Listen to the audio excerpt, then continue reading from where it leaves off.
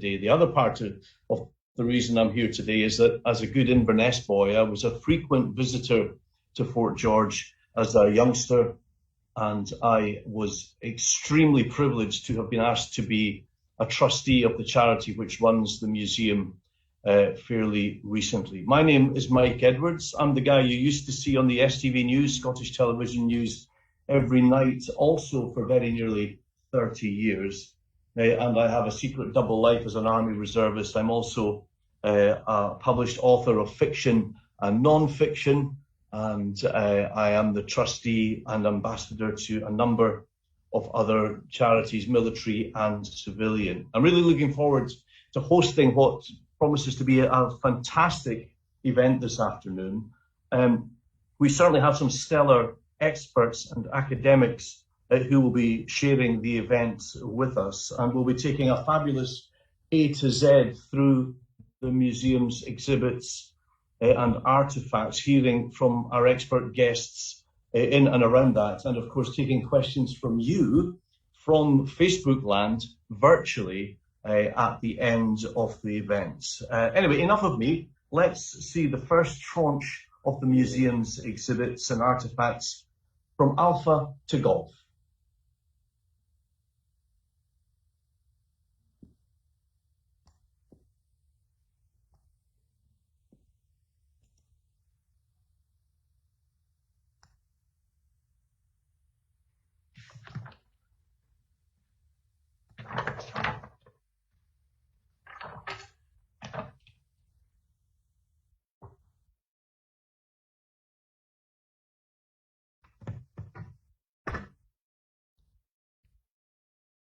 Good afternoon and welcome to the Highlanders Museum A to Z of objects from our collections.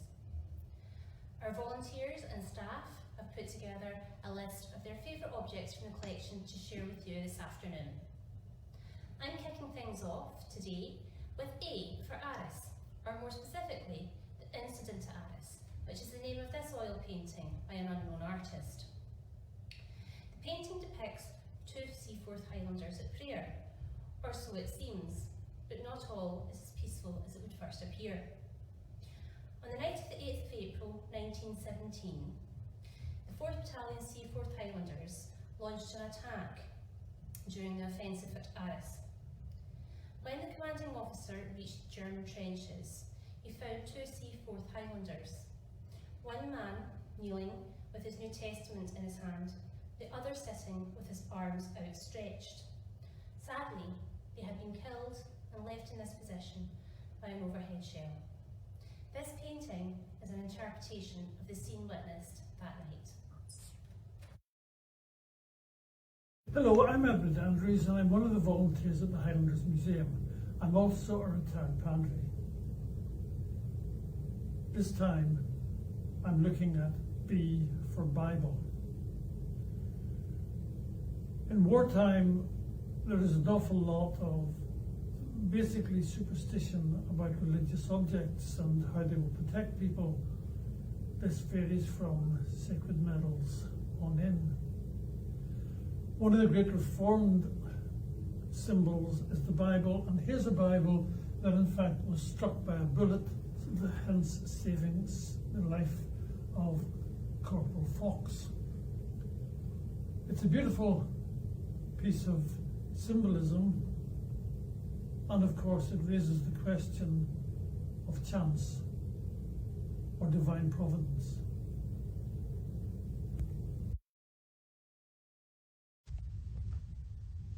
C is for Cameron Highlanders.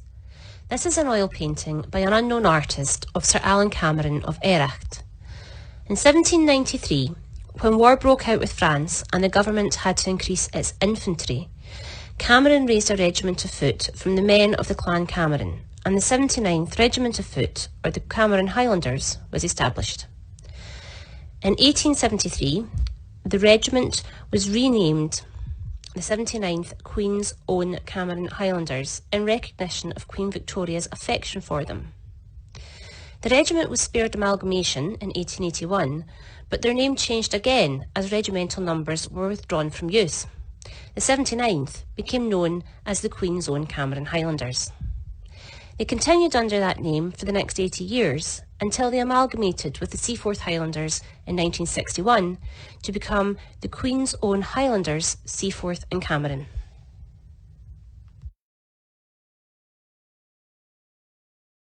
Hello, my name is John Gibbon. I'm the Monument Manager here at Fort George, working for Historic Environment Scotland. And I'm going to talk about D for desk and D for dispatch box. This display here particularly interests me because this is one of the... so when we get visitors coming in through the fort, it's my pleasure to advertise what goes on in the Highlanders Museum. And part of the pitch sometimes is to mention this display itself. And this really captures the imagination of some of the visitors that comes through the visitor centre. When we mention the fact that we have a piece of the desk, this is a piece of Hitler's desk, which was taken from the bunker in Berlin, and also the dispatch box. It sort of it gets everybody's imagination going. And I know when I do my own exit poll of people who are coming through, I will ask how they enjoyed their visit. Have you been to the museum? What did you like about the museum? A lot of times people come back to me with the fact that they've seen a piece of Hitler's desk from the bunker and also the dispatch box. A lot of people mention, you know, they wonder what evil deeds were documented in that dispatch box and how much of history has passed through that. Continuing with the letter E. Throughout the museum, where the 72nd, 78th and Seaforth artefacts are displayed, you will see elephants. So how did this come about? The 78 Highlanders were part of Major General Arthur Wesley's, later known as the Duke of Wellington's, 7,000 strong British and Indian Army group, who were in action against the 40,000 men and 100 cannons of the Maharatta at Assay on Kainak River on the 23rd of September 1803. Major General Wesley, by skillful use of grounds and tactics, managed to achieve a flanking attack across the river, capture the cannons, and as a consequence was able to rout the Maharatta's infantry and win the day. The 78 Highlanders were awarded the battle honour Battle of Assay 1803, and also granted the badge of the elephant, superscribed Assay, which were worn as collar dogs or badges by Highland soldiers, and are still borne on the regimental colours of the Scots to this day. The Assay elephant can be seen embossed on silverware, as shown in this cabinet, on drums, as shown here, or on fire surrounds, as shown there, and are part of the Queen's Own Highlanders collection. I'm Iris, I'm the Visitor Manager here at the Highlanders Museum. I've chosen F for feeding cup. I have within the collection a feeding cup which dates back to the Crimean War, which is this one. It dates back to Florence Nightingale using to feed prone and injured soldiers. To represent the letter G, I have chosen a gas mask or gas respirator. This one is a German gas mask from World War I. It's particularly significant because gas was first used in World War I by the Germans to devastating effect. On April the 22nd, 1915, German forces fired more than 150 tons of chlorine gas against Allied lines at Ypres. This was the first major gas attack by the Germans and is widely regarded as the first modern use of chemical weapons.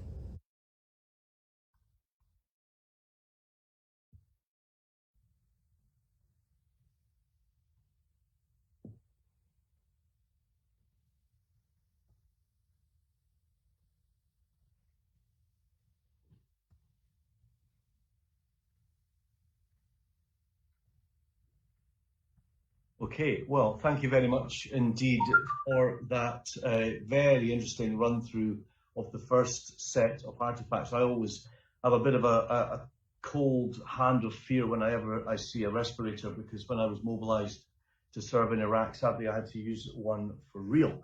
We will take the second walk through H to N later in this online broadcast. But now it gives me the greatest of pleasure to introduce one of my oldest and dearest friends, Hugh McLennan, who is a well-known and well-respected Scottish broadcaster, author and academic with specific interest in the great sport of shinty. He's a fluent Gaelic speaker. It seems I'm not even a fluent English speaker. From Lochaber, he attended the University of Glasgow before going on to teach Gaelic at Milburn Academy in Inverness. And as a good Inverness high school boy, that fact, I'm afraid, this doesn't even register with me. He then worked for BBC and Gale in Inverness. He's been both a director and vice president of the Camanachd Association and has served as a director of communications for Caledonian McBrain. He was awarded a PhD by the University of Aberdeen in 1998, and he is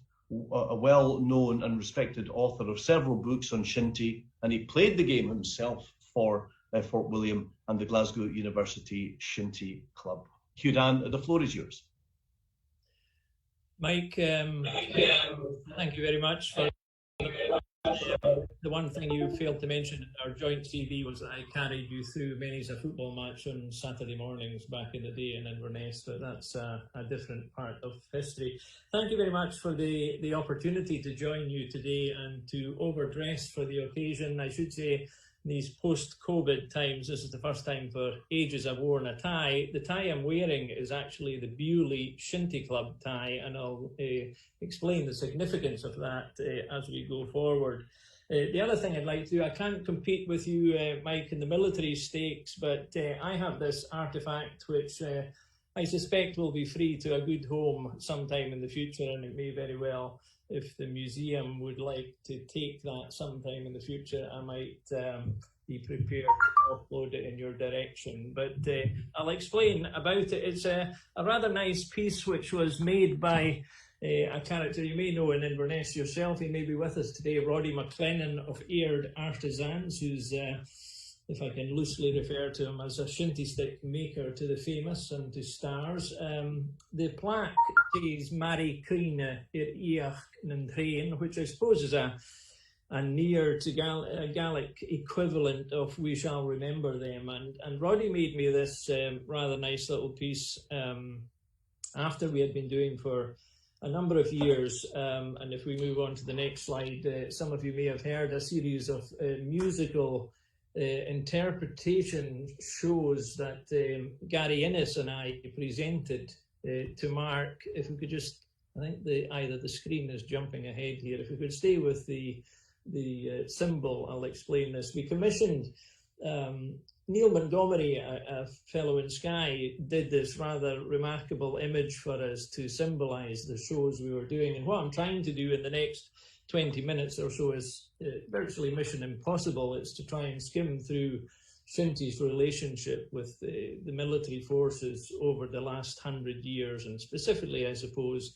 in the centenary of the First World War. And that's when we did the shows. We called them Shinty's Heroes, and Neil Montgomery came up with this rather fantastic image, which was a portrayal of one of our greatest players, Dr. Johnny Catanach, who was a military doctor, graduate of Edinburgh University. I'll come back to him. Great shinty player, possibly the greatest shinty player of all time, who was sadly killed at Gallipoli and never came back. So we called it Shinty's Heroes. And if we move on to the next slide, most of you will be familiar with this kind of site across the Highlands and Islands. There isn't a village or town in the Highlands which doesn't have a memorial to the fallen in the First and Second World War. And if you take this one, for example, which is in Newton Moor in the village, somewhat secluded site at the village hall in the middle of the town, it contains a list of those lost in the First and Second World War. And many of these names there would have been shinty players. And what I'm trying to explain, I suppose, in the next 20 minutes is that the relationship and the part played by shinty players in the war and in their military services is a hidden part of military history, really.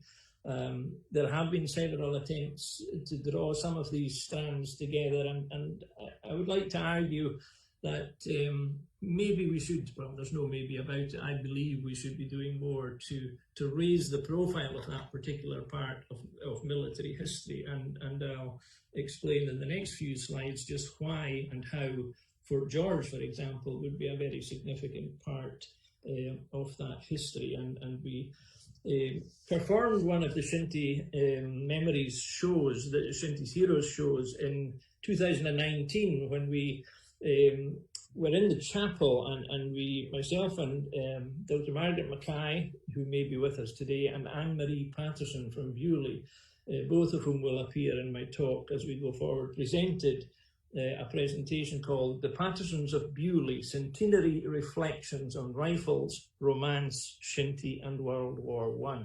So I'm going to draw some of these threads out today. There is a video which has never been published, which I'd like to think we could get on a site, if that was possible, Mike, which is a recording of that particular show in 2019. It was a remarkable evening. So if we move on, what I've done here is gone back just over 100 years to pre-First World War years, and it was very common. Highlanders have always signed up to various regiments, whether they were doing it in the Highlands through the Camerons or moving to London in search of work. And one of the interesting things I've discovered, there are 3 slides here, and if we just move through them slowly, they're all very similar. I've pulled them from the Celtic magazine of the 1890s, and they're basically profiles of soldiers, Highland soldiers who were living and working in London. And what you have, I've only included here the images, but there's a full biography of each individual. If we move on to the next one, it includes this fellow, Alexander McKellar, who was a very famous shinty player. And in all of these profiles, much is made of the individuals, not just his military service and his significance as a soldier, but also his shinty playing CV, if you want. And Alexander McKellar was a very famous player with the Glasgow Cowell team, who played against Kingussie in 1893 in a very famous match. And there's a lot of detail I won't go into, but this kind of establishes the profile. The next individual is a very famous individual in Badenoch, who became, as you see there, the provost of the town. Lieutenant Ewan Campbell, of a very distinguished Kingussie family, and he was very closely attached to the shinty team too. And what we begin to see in the pre-First World War years is the development of the use of the Camanachd spirit and the team ethic, particularly through the Lovat Scouts, and I'm going to come on to them. But the next image is linked to Lieutenant Campbell because he's in it. This was the soldiers returning from the Boer War who gathered significantly. The place they gathered was at the Dell, which is the shinty playing surface in Kingussie, just below the modern A9. That stand would effectively have its back. The trees in the background there are the line of the current A9. And that stand, of course, was washed away in a flood. But it was significant that the place they gathered was the shinty field. And these are, as I say, the soldiers who returned. If we look at the newspapers in the next slide, the newspapers in the early 1900s are full of accounts of soldiers in serving regiments. And they very often did this kind of thing where they mentioned not just where they were fighting, who had survived and who hadn't, but the fact that several players, in this instance, in 1900, 9 men from Bray Lochaber were with the Lovat Scouts in the Boer War. They're very proud of their heritage. And in the event, the quote is, of the 9 men from Bray Lochaber team being accepted for service, they hope with the assistance of Lord Lovat and other shinty enthusiasts who are expected to go with the Scouting Corps to give a display of the grand old Highland pastime in Pretoria. Now, I've no actual records that Lord Lovat managed to pack shinty sticks with all the other equipment he took with him, but he certainly was very conscious of the importance of the team building which could be done, because and also the competitive nature of the different areas, because if you were from Bray Lochaber, the last thing you would want would be for a Badenoch team to outdo you on the shinty field when they were having their recreation and so on. So he's very conscious of that. And Lord Lovat, who you see in the next slide here, became the chief of the Camanachd Association, that particular Lord Lovat, from 1898 to 1933.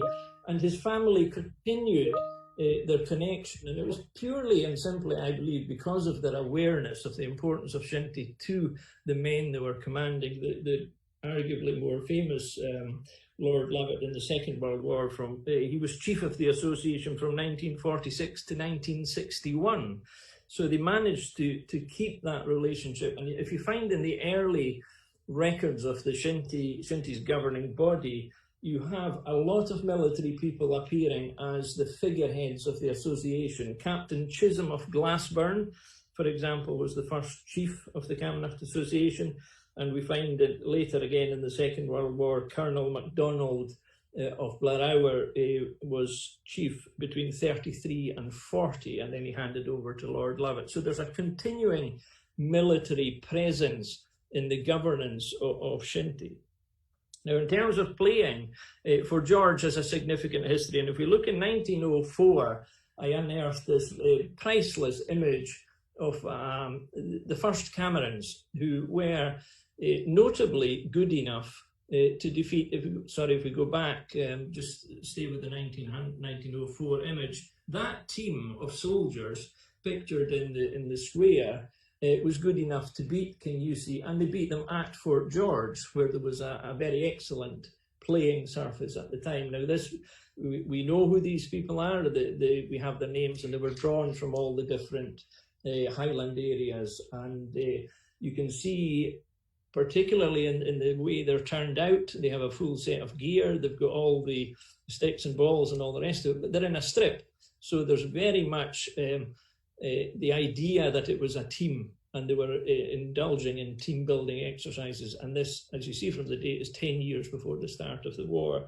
Moving on to the next slide, we know that they competed actively in a lot of Shinty competitions. We find them, for example, here in 1910, appearing down near the bottom of the list. You find that different regiments were putting teams in, like the Seaforth Highlanders, but Fort George as an entity was entering a Shinty team in the Camanachd Cup itself at that time, along with teams no longer with us, like Paisley, Bray Lochaber, for example, Fort Augustus. They're all teams that have gone away in the passing of time with Shinty. So it was interesting. The payoff there is satisfactory to note that interest in the old Highland pastime is being reawakened in the army. So there is public recognition as well as internal recognition that Shinty was important to the soldiers as individuals, but also as a fighting unit. If you move on to in 4 years' time, obviously the war arrived in August 1914, and this is quite a well-known scene of the Cameron Highlanders departing from King Yusi, not knowing really what was to come. Very quickly, where a lot of them went to Bedford and suffered in horrendous conditions there. And if anyone wants to find out more about that, Patrick Watt's excellent Steel and Tartan is arguably the best account of all that. King Yusi and Badenoch is one area that suffered enormously in terms of the First World War.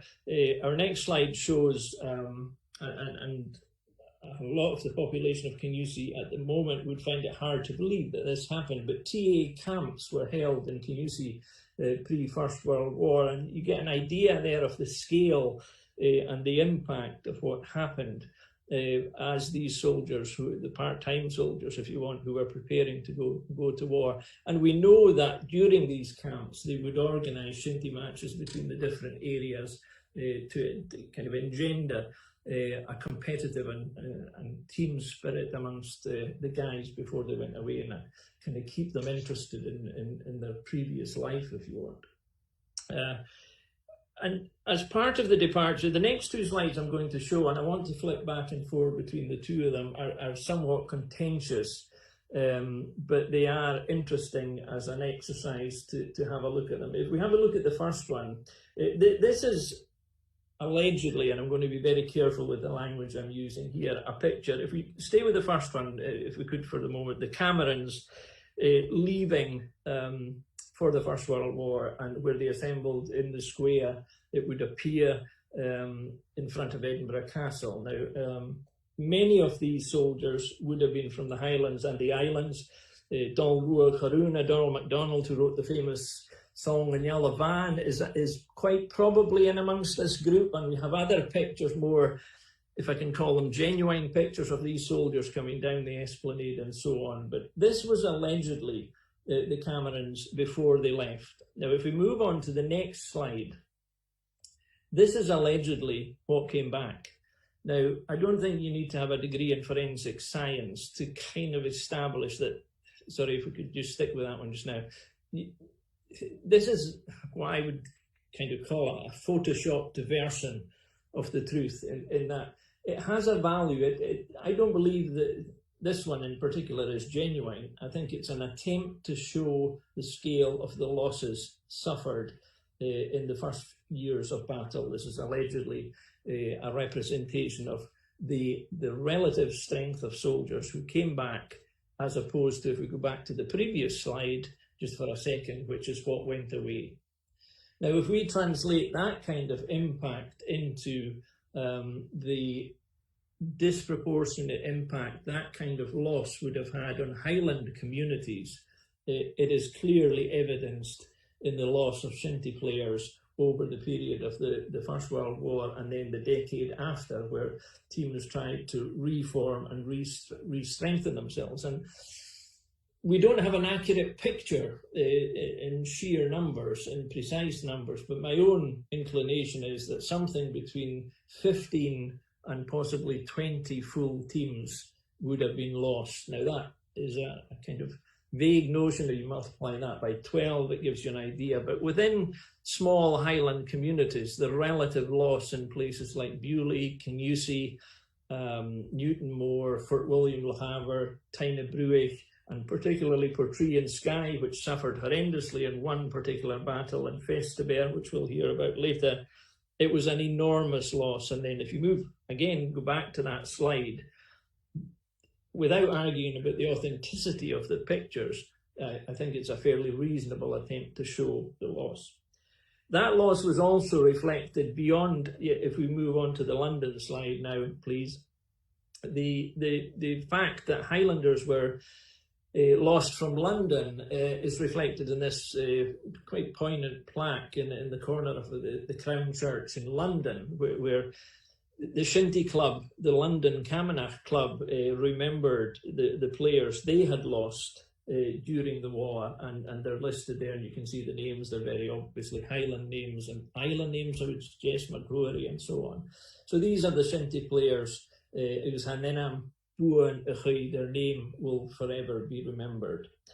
Newspapers, if we move on, covered the Highland regiments quite a lot, and it wasn't just in terms of the Camerons and the Highland regiments. The Argyll and Sutherland Highlanders, there were three factors which signified a Highland soldier. One was the kilt, the second one was Gaelic, and the third one was Shinty. These, if you had all three, I think you were a real Highland soldier, but if you had one of the three, it got you in the newspapers. And there was a fascination that became stereotypical. Obviously, if you wore a kilt and you were a Highlander, you went to battle. And we all know how these stereotypes have changed over time, but there's still a thread of the Gaelic bit about it. And they were recognised as particularly strong fighting units.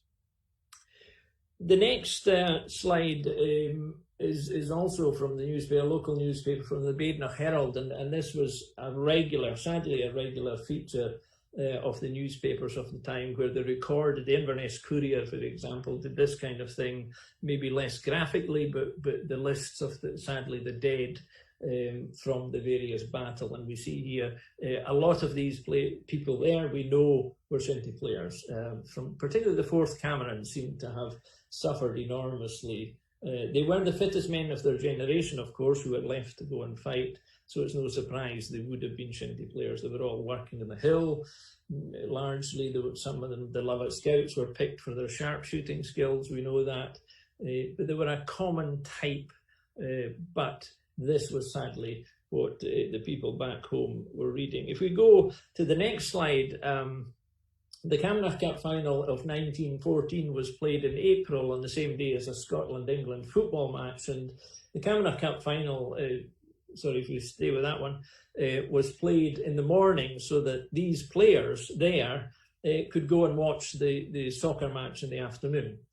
So this is the Kinusi team that won the Camanachd Cup in 1914 in April, and many of these players were to leave in August to go to battle. Now, the significance of this particular team is that 5 of these players in that picture never came back. And in those days, when the Camanachd Cup was presented, the medals weren't ready because they inscribed the players' names on them. So war intervened, and it was only in 1919 that team got their medals, and the cup was presented to them formally at a function after the war.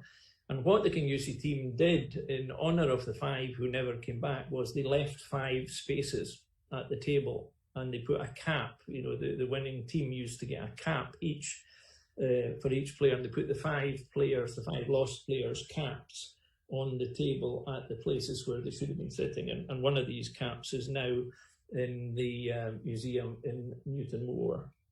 And moving on, well, I mentioned Newton Moor, one of the greatest players ever. The character sitting immediately to the left of the Camanachd Cup is Dr. Johnny Catanach, the prince of all shinty players. He's now commemorated in Newton Moor with the new shinty pitch being named after him. If we move through the slides, he was a wonderful athlete, a great golfer, a medical doctor who, as I mentioned earlier, was killed at Gallipoli, but never made it home. And he's just one example of a loss to a community. If we could just move on to John Clarke. I chose this one as a rather remarkable feature of an individual who was a shinty player, and it sends out a particularly strong message. This character was only 18 when he went to war. John Clarke from Glenspian. He was assigned to be with a machine gun brigade of 4 people. On 5 occasions he went out on missions only to witness the loss of 6 of his fellow soldiers killed in action, 30 people in all. And on all 5 occasions John Clarke returned uninjured. He came home after the war and he played for the Bray Lochaber team. This was his young wife with him before he went to war in 1918. When he came back, he settled in Glenfeshie and remarkably had 9 children with his family. Now, the continuity of families in shinty is always a remarkable thing. Now, that character, John Clarke's family, if you follow the lineage right through, is still playing shinty for various teams in Badenoch and Lochaber at a very high level, and they're all very conscious and aware of John Clarke's role in the First World War and the fact that shinty was such an important thing to him. Now I'm going to skip through the rest of the slides rather quickly because I'm conscious of time. I mentioned the Battle of Festubert, a horrendous loss in Skye terms. The sergeant on the far left is Billy Ross as he was known, a fantastically well-known shinty player whose lineage lives on in the Skye team, and a genuine war hero, and there's a whole raft of stories to be told to him. But the greatest story for me of all is the next story, and I'm going to kind of draw to a close in the next few minutes about this. And it focuses on one particular family of two brothers. If we stay with the first team, the team shot the Alistair Patterson and Donald Patterson of Bewley, the third from the left in the back row, and the first on the left in the front row are the 2 Patterson boys, and they're just playing at Barghead in a camp for the Bewley Highland B Brigade, and they were the shinty champions, a 6-a-side team. If we move on, the significance of the 2 brothers, they were great shots. Now this Bannockburn trophy is in Fort George Museum. It's currently under repair. The 2 boys are, if we stick with it just a second, the 2 boys are in the team just to the right of the trophy is one of them, and I've just momentarily lost the other. I think they're both on either side of it. But anyway, that trophy, we took a remarkable picture of Anne Mary Patterson, who I mentioned earlier, who is a niece of the 2 boys still living in Bewley, and Dr. Margaret Mackay, whose relationship with the family only came to light because of our shows. And it turns out that Margaret's maternal grandmother was a teacher in Bewley before the war and was in a relationship with Alistair Patterson, but nobody knew that.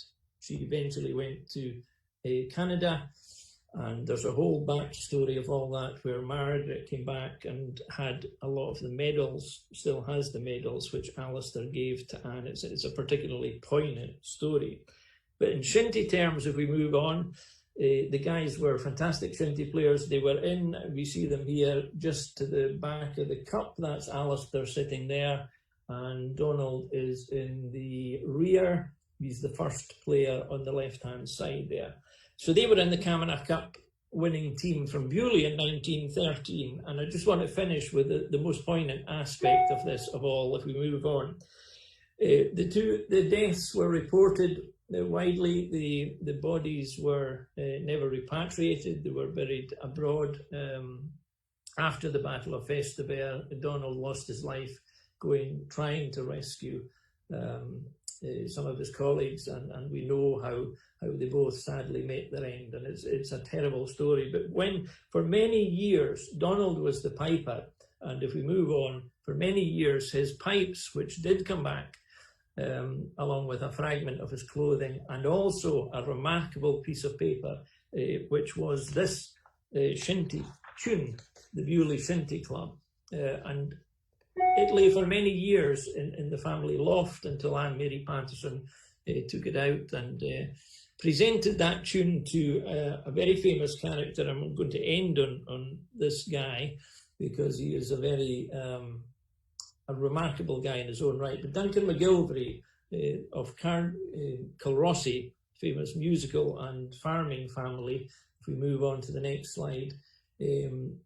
took the pipes in hand, had them done up, and in 2018, Duncan and myself and a party from the Western Isles and various other places went to Festubert and took the pipes back to where they were found on the battlefield and played. If we go back just a second, if we go back, you can't see this, but that little shinty stick at the bottom left, the top of the shinty stick, there are hundreds of names on these walls. That little shinty stick is placed at the name Donald Patterson, and Duncan played these pipes, which had never been anywhere near the Battle of Festubert until we took them back, and it was a remarkable moment and a remarkable part. And very finally, the last image there, the next one, is how Duncan used the pipes when we were doing the Shinty Heroes shows. And I've never, if we can just go back to finishing Duncan, I've never taken part in anything as moving as seeing Duncan coming out and taking the pipes out of the box and playing them and playing the tune Festubert in front of the image of Donald, who sadly died there. So I'll leave you on that very poignant note, Mike. I've confined it, as I said, to the First World War, but there are many other stories we could develop, and I'm happy to take questions on any of what I said or didn't say as we go on. Hugh Dan, thank you so much. That was just what I'd expect from a guy like you who knows the subject matter inside out and over many decades and indeed generations. And I often think that in the centuries since the First World War finished, that we modern people tend to be in some ways sort of dulled to the slaughter because of the extent of the statistics, because they are so great and really incalculable to most of our minds. But when you personalize it through that narrative, with the impact that it would have had, 15 shinty teams lost on places like Portree, like Lochaber, like Tinnabrewich, I think that does really help personalize and make much more intimate a story, which of course we should never forget. Anyway, enough of me. Time now for the second waltz through the remarkable artefacts at the Highlanders Regimental Museum at Fort George. This time, Hotel to November, H to N.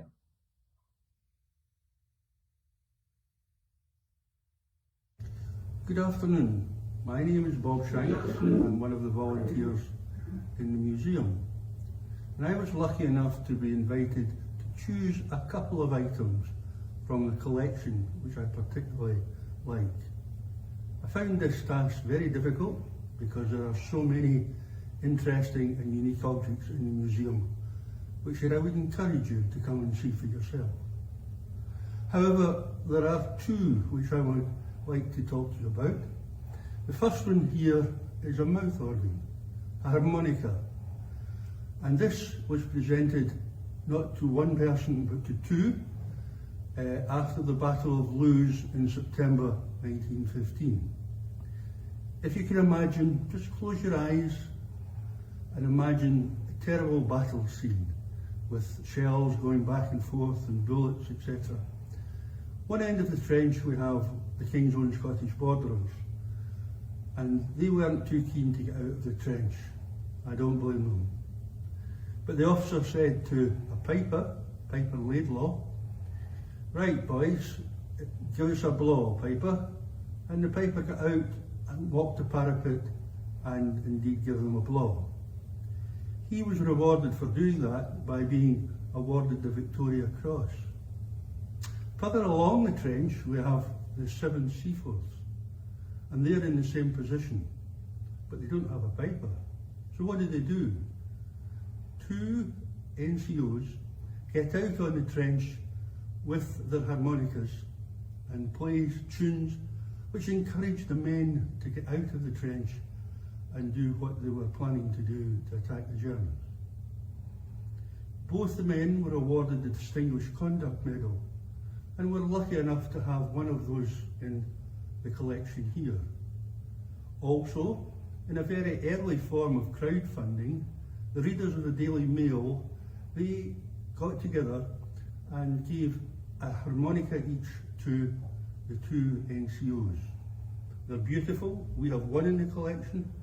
It's gold in the top, gold in the bottom, and it's inscribed explaining why it was awarded for bravery on the 3rd day of the Battle of Lewes.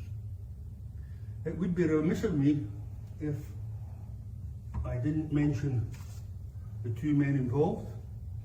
That was Lance Corporal Vickery, who's a mouth organ we have, and Company Quartermaster Sergeant Beach, the 2 men. Sadly, Lance Corporal Vickery didn't survive the war, but the Quartermaster Sergeant did. But we salute their bravery on that day in the Battle of Lewes in 1915.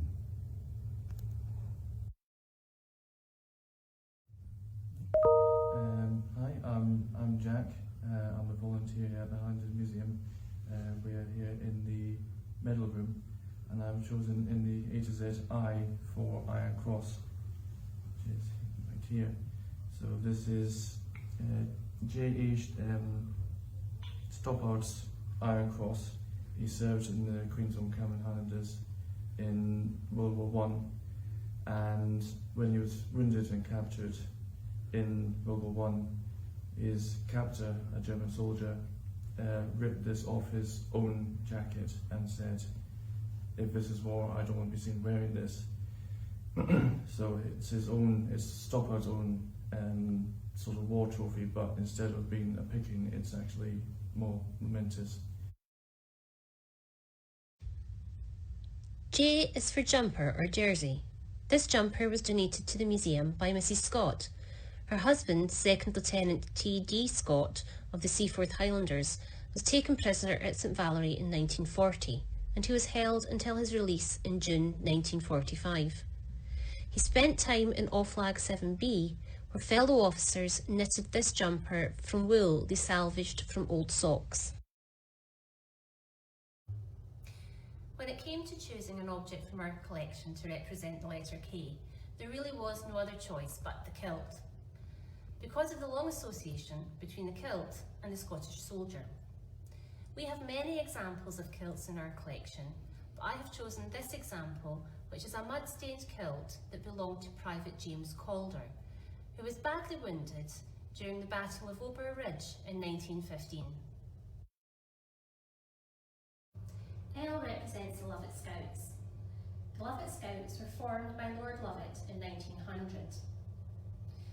They comprised of shepherds, gillies and stalkers from across the Highlands and Islands, and their specialism in fieldcraft made them ideal scouts to serve in the Second World War. And during the First World War, the Lovat Scouts served in Gallipoli, Salonika and France. In France in 1916, they formed sharpshooter units, or sniper units. The Lovat Scouts also saw action in the Second World War, where they were garrisoned in the Faroe Islands to protect against German invasion, before being sent to Canada for mountaineering and ski training in preparation for the Italian campaign.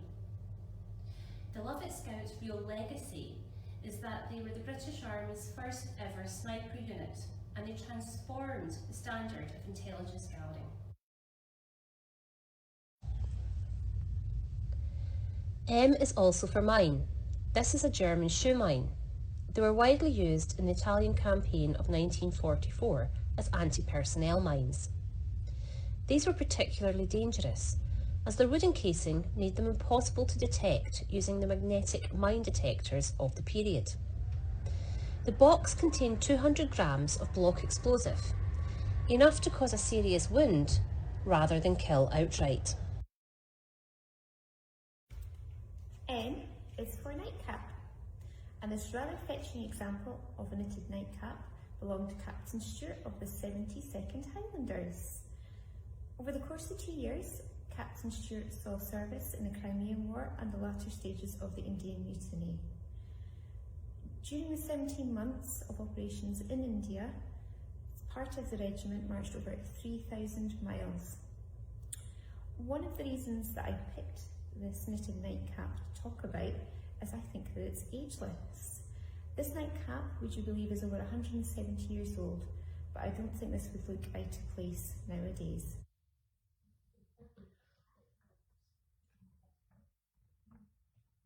Kirsten, thank you very much indeed for that second waltz through the artefacts of the museum. We'll be doing our third session from O to T later on this afternoon.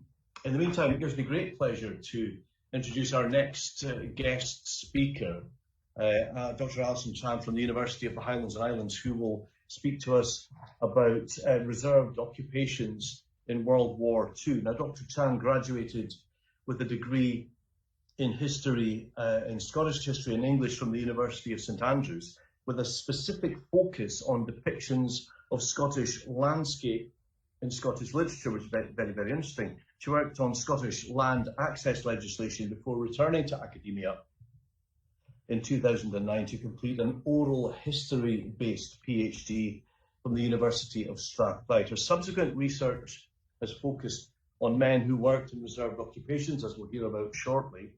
And most recently, she's been researching the experiences of, well, most of us, parents with young children in Britain during the COVID-19 pandemic. Ladies and gentlemen, Dr. Alison Chan. Thank you very much for that introduction, and through my whistle-stop tour of my slightly different research interests over the years. And actually today it's still a bit of a luxury not to have said small children jumping in the door in the background and having to look over my shoulder for them. The subject of the next 15-20 minutes or so today will be my work on the reserved occupations, and I'll talk about what they were and what they involved, but through the lens of the research that I've done into them, which is specifically focused on men working in reserved occupations in Second World War, Clydeside, and as Michael said, it was an oral history based study that I completed, so hopefully if they all work, we'll have a few clips of some of my interviewees talking about their experiences of being in reserved occupations, because I think one of the most important things about oral history is hearing it and listening to it rather than hearing somebody talk about it. So we will have some of those coming in. So that's the plan, and I think first of all, actually, having just said that, if we can go to the next slide, it would be useful to hear just a wee extract of an interview with a man called Jim Fife, who was a shipyard apprentice in Glasgow during the Second World War, and this is just a wee extract from the collections at Glasgow Museums of him talking about his experiences, just to introduce a wee bit what I'm going to talk about. So also provides a good opportunity to check whether it works. So here we go.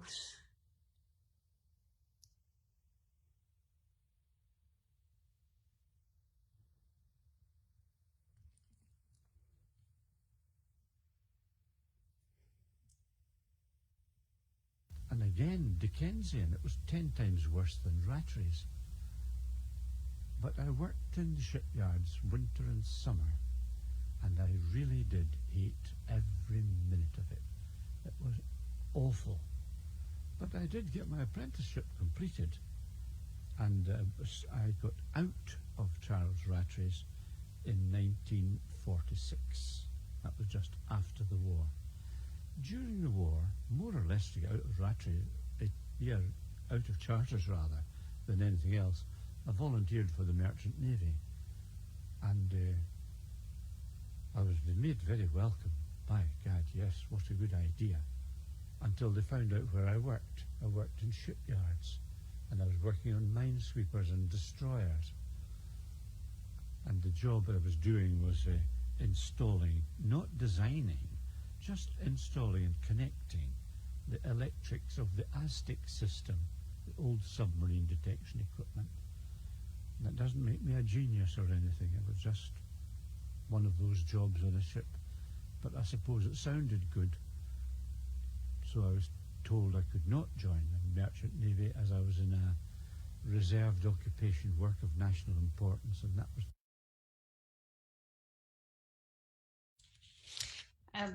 I'm sorry, that cuts off a wee bit early, but I think there's quite a wee bit in that clip about ideas to do with the reserved occupations that I was exploring, and as I'll say in a moment, the reserved occupations involve people working in essential work or work of national importance, which meant that they were unable to serve in the military during the Second World War. And in this extract, there were some ideas that I wanted to think about in my research, and included in those were the idea that men might try and leave particular jobs to try and get into the military, but also the idea that some reserved occupations were seen as more important than others. So the Merchant Navy itself was a reserved occupation, but I think was seen by quite a number of my interviewees, and some of the interviewees that I listened to in the collections at Glasgow Museums as the more important reserved occupation, or closer to the military. And so that kind of idea of perceptions of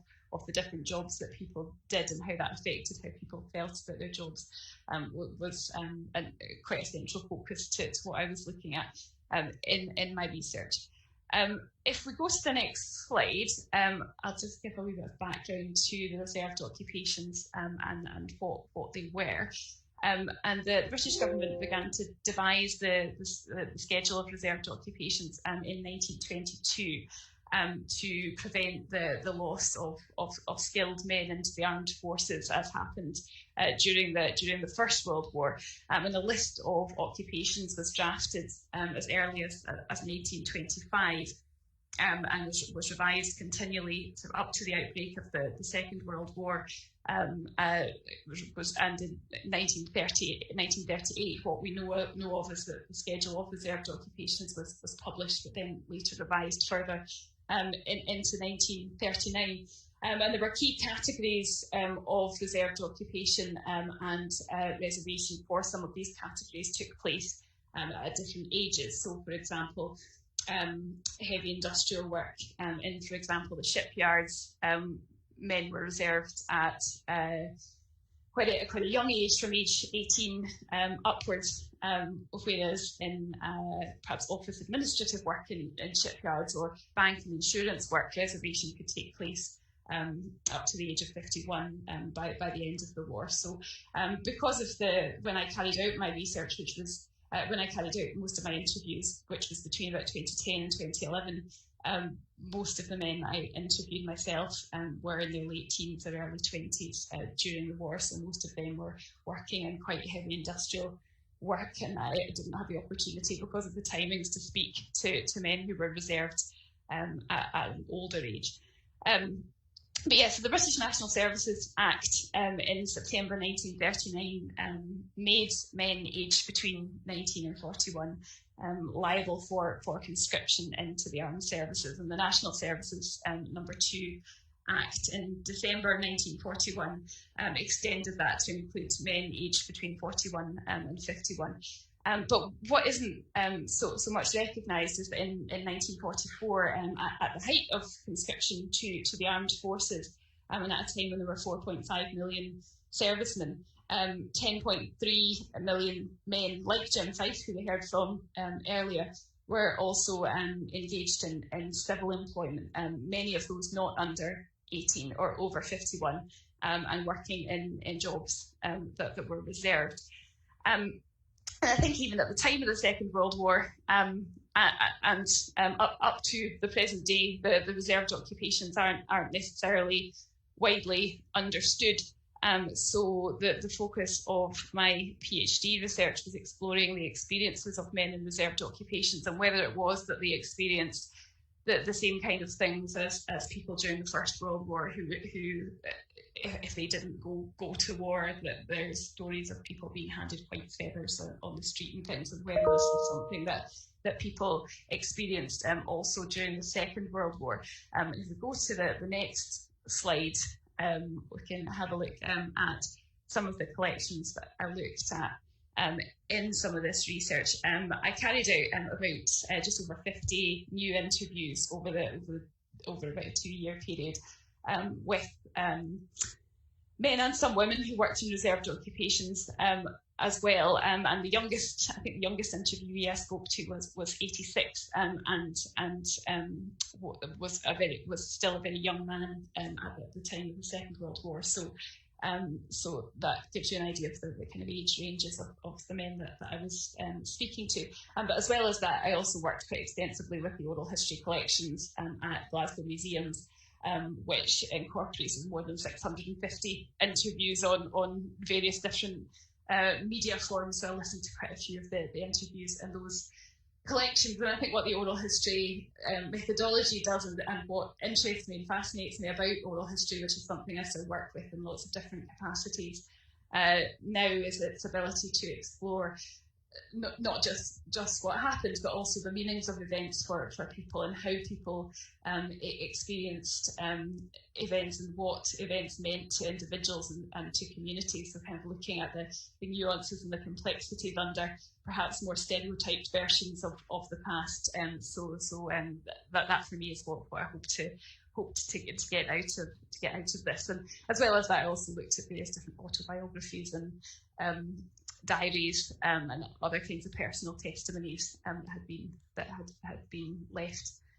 And so out of this, if we go along to the next slide, and there's a wee clip here in just a second from a man called Henry Elder, who was an engineering apprentice at James Howden's workshop in Scotland Street in Glasgow during the war. There aren't many sort of official statements of the importance of the reserved occupations as a whole, and cultural depictions of the reserved occupations are often restricted to things like the television series Dad's Army, which quite often shows men as too old or too young or too unfit to fight in a kind of quite comic perceptions. So one of the things I was looking to explore was there an impact on masculinity, I suppose, of being in a reserved occupation, and the extent to which being a man during the Second World War was linked to military service. And so this clip, we're going to play that just now. That this is from one of my own interviews and gives a sense of some of the things that came out of the interviews. You were talking about the men in the forces, and you said that they were men and different. That was the thing I felt, because whilst I was an apprentice, I was a youth developing, and the progress was because you weren't a man till you were 21 in those days. You were not a man till you were 21. So that really meant that I was progressive. But when any of the friends or the chaps that lived nearby, when they went to the force, when they came home and leave, they were men. And they were still only 18, but they had developed into manhood. Whereas I was still a youth, under various help, if you like, by the fact I was working in a factory. I was still being taught what my engineering experience was going to be. But these chaps come back from just a few months away in the forces, and they come back and they really were men. And I envied that. I did really.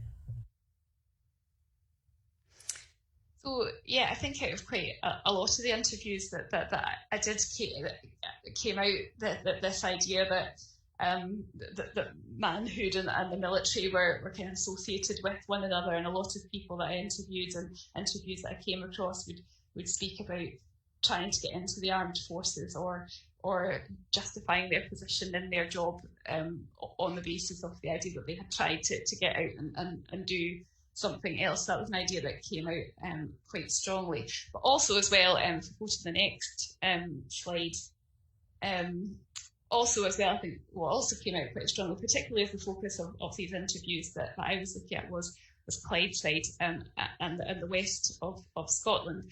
I think what also came out was the idea of the importance of occupational pride to a lot of the men I was interviewing, and the idea that could provide a kind of alternative to military service as a basis for masculinity, and perhaps as a consequence of something like individual deferment into a reserved occupation, which did happen as the war progressed, with men able to feel part of the war effort because of the contribution that they were making through work, as demonstrated. I haven't got clips for these shorter ones, but as demonstrated from some of these clips. Harry McGregor, also an engineer during the war, who said that if you hadn't had people working in industry, who was going to supply all the ammunition? And Jerry Moffat, who we will hear from later, who said that we need people in industry just the same as we need people in the forces. These I think are significant, and they do still link masculinity to military service, in the sense of talking about contribution to the war and to the military side of the war through work. But I think as well, if we go on to the next slide, it's my doorbell. Hopefully it's nobody important, because I'm going to leave them to it. I think what came out of some of the other clips was that there were some alternative ways for those working in reserved occupations to affirm their identities, and certainly some of the people that I interviewed showed less interest in being involved in military service, as was demonstrated in some of the quotes here. The first one from Pat McChrystal, who worked in a Glasgow shipyard, and that was from the Glasgow Museum's collection. And in that interview, he said that the only interest the men had was what was the hourly rate and what was the opportunity for overtime. Another interviewee, Esme Adams, said that it was a step above the average to say that he worked in Barron Stroud's. He was employed as a glass moulder in Barron Stroud's factory. So occupational pride there, perhaps not so much linked to military service. And also, I think I did come across some interviewees who weren't keen on the idea of being in the military at all. And John Allen, the final quote, who worked in Greenock, also in a shipyard during the war, said that so long as you stayed in the shipyard, you weren't going to the army, and nobody wanted to go to the army or the navy or the air force. So that kind of feeling did come out a bit as well. So I think from there, I think particularly in Glasgow and Clydeside in the west of Scotland, those in reserved occupations, the idea that they were still employed and earning in the Second World War came off the back of the 1920s, 1930s economic depression. So employment and earning remained very important to these men, as well as the prestige of the workplace that they were in, and in John Allen's case, sometimes the desire not to be part of military service and to stay in their jobs. And these, I think, all these feelings could exist alongside each other. If we go to the next slide. So that this is a couple of clips from an interview with a man called Robert Martin, who was a moulder who lived in Wishaw during the Second World War. And while earlier in his interview, he said that was the object of us all actually in a job. It was about what had the best money, that kind of focus on employment. But he also talks here in the second quote, which we can hear in a second. His route through the war was initially he joined the Territorial Army in 1939 and was called up for 13 months before being asked to return to his job in a reserved occupation, which happened as a course of sometimes if men reached a certain age or with the evolution of the progress of individual deferment, so men could be called back individually. So he said this when asked how he felt about having to come back from the army. So we can hear that just now, hopefully.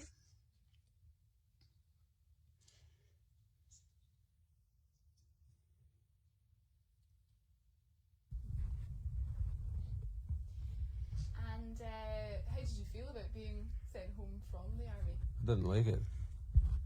I put in a request to my section officer if I could stay on, and the company office was in a marquee at that time. We were under canvas, and the major gave me a real good telling off for even asking that, because they had sent home over 30 people to the mines, because that was very essential to keep the power stations going and put coal into the homes then and all that sort of thing. So 2/3 of them rejoined the forces, and that cut down the amount of miners that we sent home. And the major was very annoyed about that, and I was told in no uncertain terms that I had to do that again.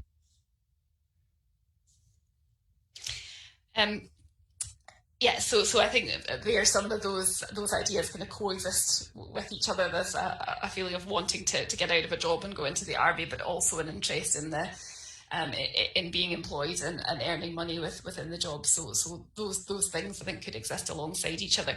And if we go to the next slide, I think something else that emerged was the importance, again, this is particularly relevant in an industrial location like Glasgow and Clydeside, the idea that what the families and friends and people in the community around men were doing, that I think heavily influenced how men felt about the jobs that they were doing, and if lots of people around them were doing the same thing, I think there was a greater degree of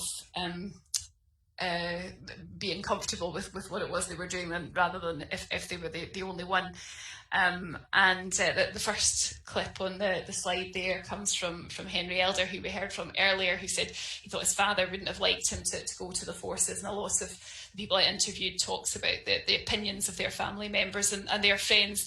And I quite enjoyed the second extract from Jerry Moffat, who was, yes, a shipyard worker in Glasgow during the war, and we can hear from him now.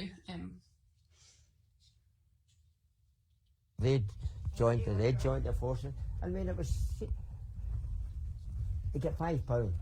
I don't know if the £5 was an attraction or no, but there was no war at that particular time, but there was always the threat, after that, to carry on by the Chamberlain.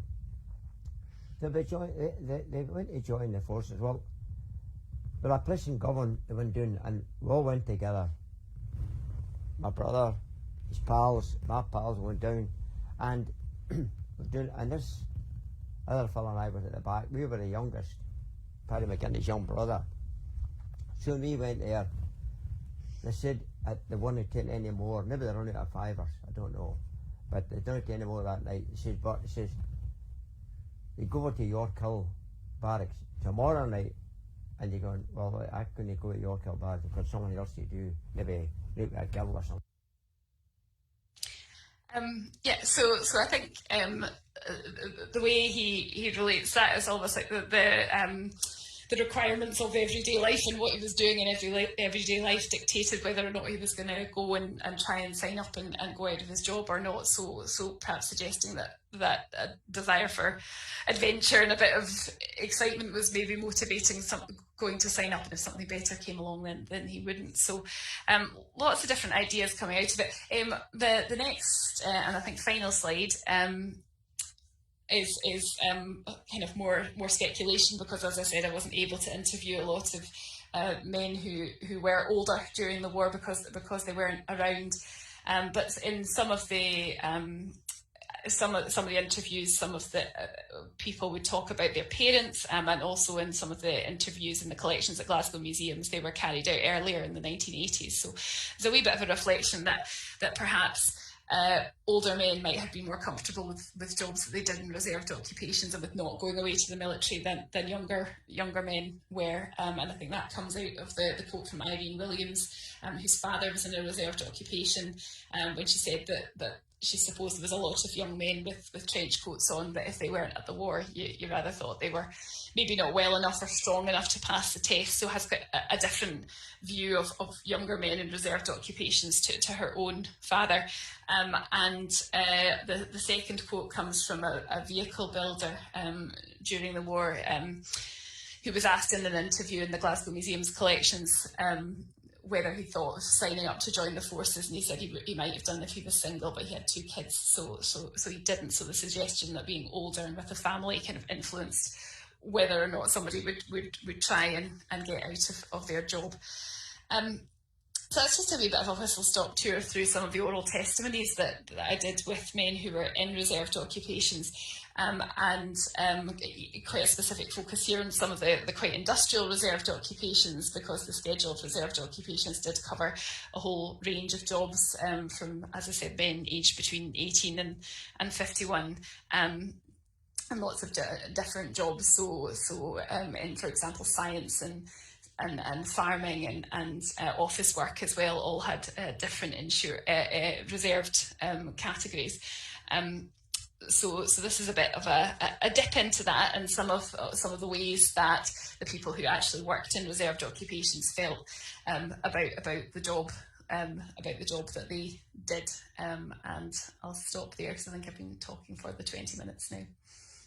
Alison, thank you so much. That was absolutely fascinating. Now, I know that you're very busy with the day job and you can't stay with us for very long, but I wanted to make a couple of quick points or ask you a very quick couple of questions. I was a reporter with Scottish Television for 26 years, and one of the favourite places I ever went to was the Erskine Hospital.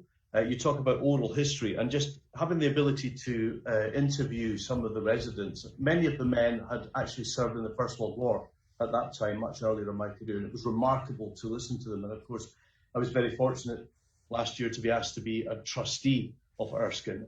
Fantastic. One question, you talk about emasculation.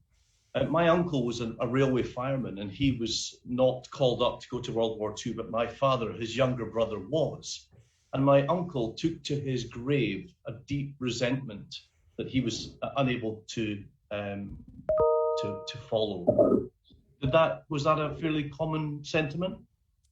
Yes, I mean, I think I did speak to a couple of people who had other family members. I remember interviewing one man in Greenock who he worked on the river ferries that took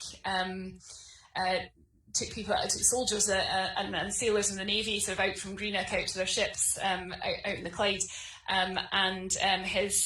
He stayed and worked in a reserved occupation, but his younger brothers or 2 of his younger brothers were in the military, and he expressed a quite similar sentiment. And I think certainly what came out of a lot of interviews was that if people who I interviewed had a lot of people round about them also in reserved occupations, I think there was a kind of level of feeling comfortable with what it was that they were saying, and if not, then there was a much more of a sort of almost attempt to justify the position that they were in. And I'm thinking, I interviewed one man who was in the Forestry Commission in the Borders, for example, and everyone that he knew had gone off to the military, and he was the only young man kind of left in the community. And I think in that kind of position, there was much more of a sense of feeling uncomfortable with the position. And I think it's something that's talked about a lot in oral history, the idea that when we interview people about something, it can be difficult to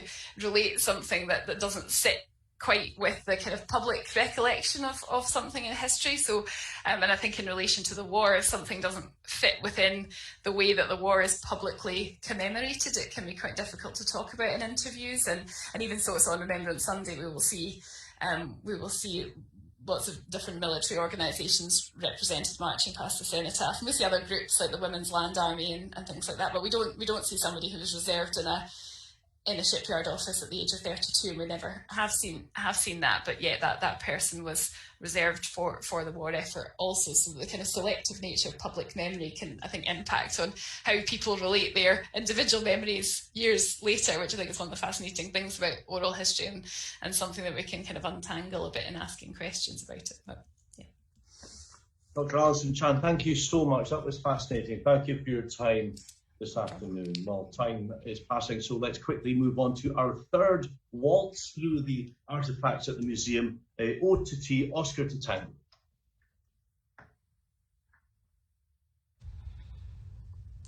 I have chosen this feather bonnet to represent the letter O because it is decorated with ostrich feathers.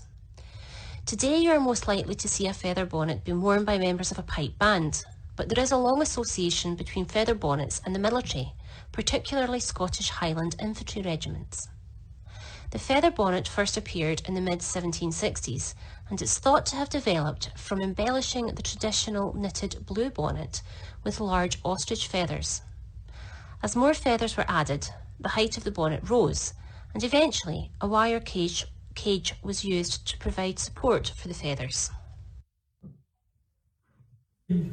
Hi, I'm Edward Andrews. I'm a volunteer at the Highlanders Museum, and I'm a retired padre. And with me you come in the alphabet to P for padre, and the object is a padre steel helmet. You will see on it the Royal Army Chaplains Department cap badge. You'll also see on it an entry hole and an exit hole, because Padre McLaughlin, who was wearing it at the crossing of the Irrawaddy River with one Camerons, was struck. He survived. Was this divine providence? Q represents the Queen's Own Highlanders. The Queen's Own Highlanders were formed by the amalgamation of 1st Battalion, the C4th Highlanders, and 1st Battalion, the Queen's Own Cameron Highlanders, on the 7th of February 1961. The battalion first saw active service in the Sultanate of Brunei, a British dominion in North Borneo, where they helped quell an armed uprising between December 1962 and February 1963.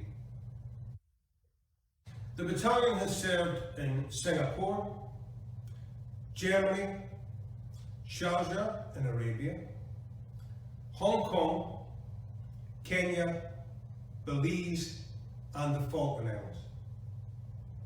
They have carried out 8 operational tours of Northern Ireland and took part in Operation Granby, the military action to recover Kuwait from the occupying forces of Iraq.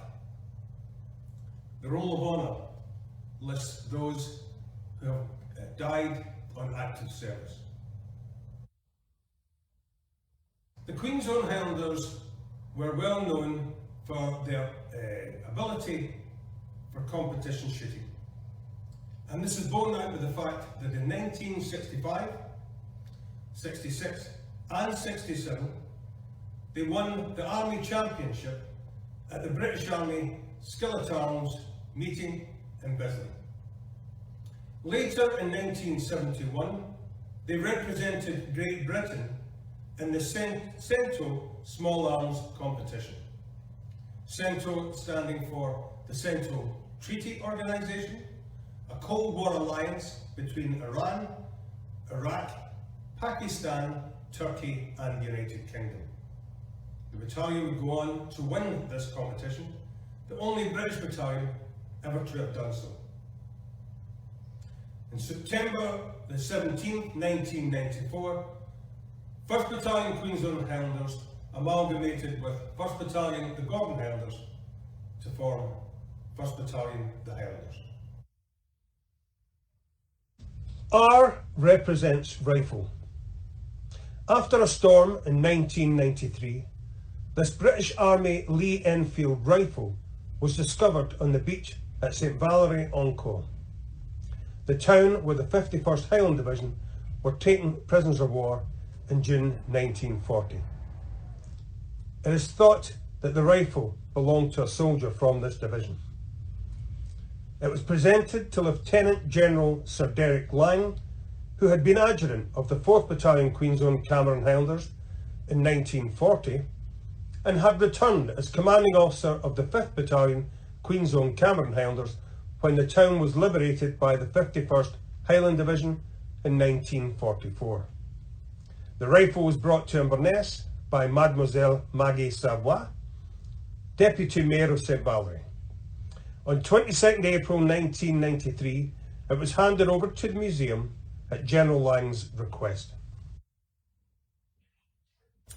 S is for Seaforth, and behind me we have a portrait of Francis Cumberston Mackenzie, Lord Seaforth. This portrait was painted by Henry Raeburn and completed in 1813. Henry Raeburn was a prolific portrait painter for the great and the good and was even commissioned by King George IV of Scotland to be his official portrait painter. He had a career of over 50 years and painted over 1,000 portraits. Francis Cumberston Mackenzie became chief of the Clan Mackenzie in 1783. 10 years later, he would go on to raise the 78th Highlanders. Despite being dead since childhood, Francis Cumberston Mackenzie had a successful career as a soldier and also as a Member of Parliament for Rossshire. In 1881, the 72nd and the 78th Highlanders would amalgamate to form the Seaforth Highlanders. This large regiment recruited mainly from Ross and Cromarty, Caithness and Sutherland, Murray and the Orkney Islands. The regiment saw service across the globe in countries like India, Sudan and South Africa. T stands for trench art, and we have many pieces of trench art in our collection, all of which are unique, as they were made by soldiers in the trenches from old shells and bullets, such as this coffee pot.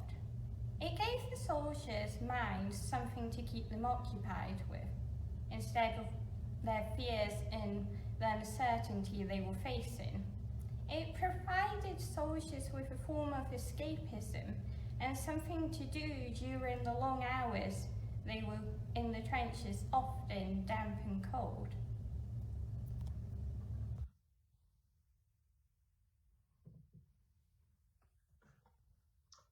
Thank you very much indeed. That was very interesting. It's now time for our third and final guest speaker today, a very esteemed academic, Professor Tony Pollard, who will talk about the material culture of escapes from prisoner of war camps in World War II. Now, Professor Pollard is Professor of Conflict History and Archaeology at the University of Glasgow. Over the last 20 years plus, he has carried out archaeological investigations on battlefields and conflict-related sites all over the world. Among them, fascinating topics like the 1879 Anglo-Zulu War in South Africa, and he led the team which relocated the mass graves of Australian soldiers who had been killed in action and buried by the Germans at Fromelles on the Western Front in France. His team also carried out excavations in Poland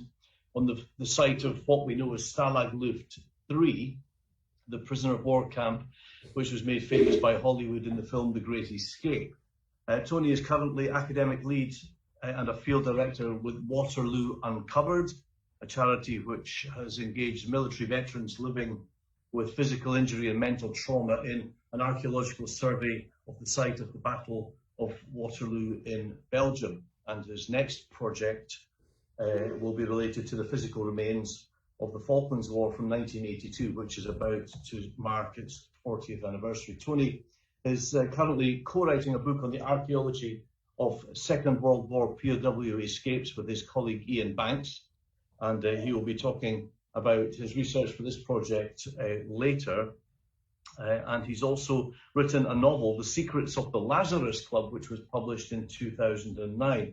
And he is slowly working on a second. Well, I don't have very much in common with Professor Pollard. Apart from that last bit, we're all, I think, working slowly on another novel. It's my great pleasure to introduce this afternoon Professor Tony Pollard.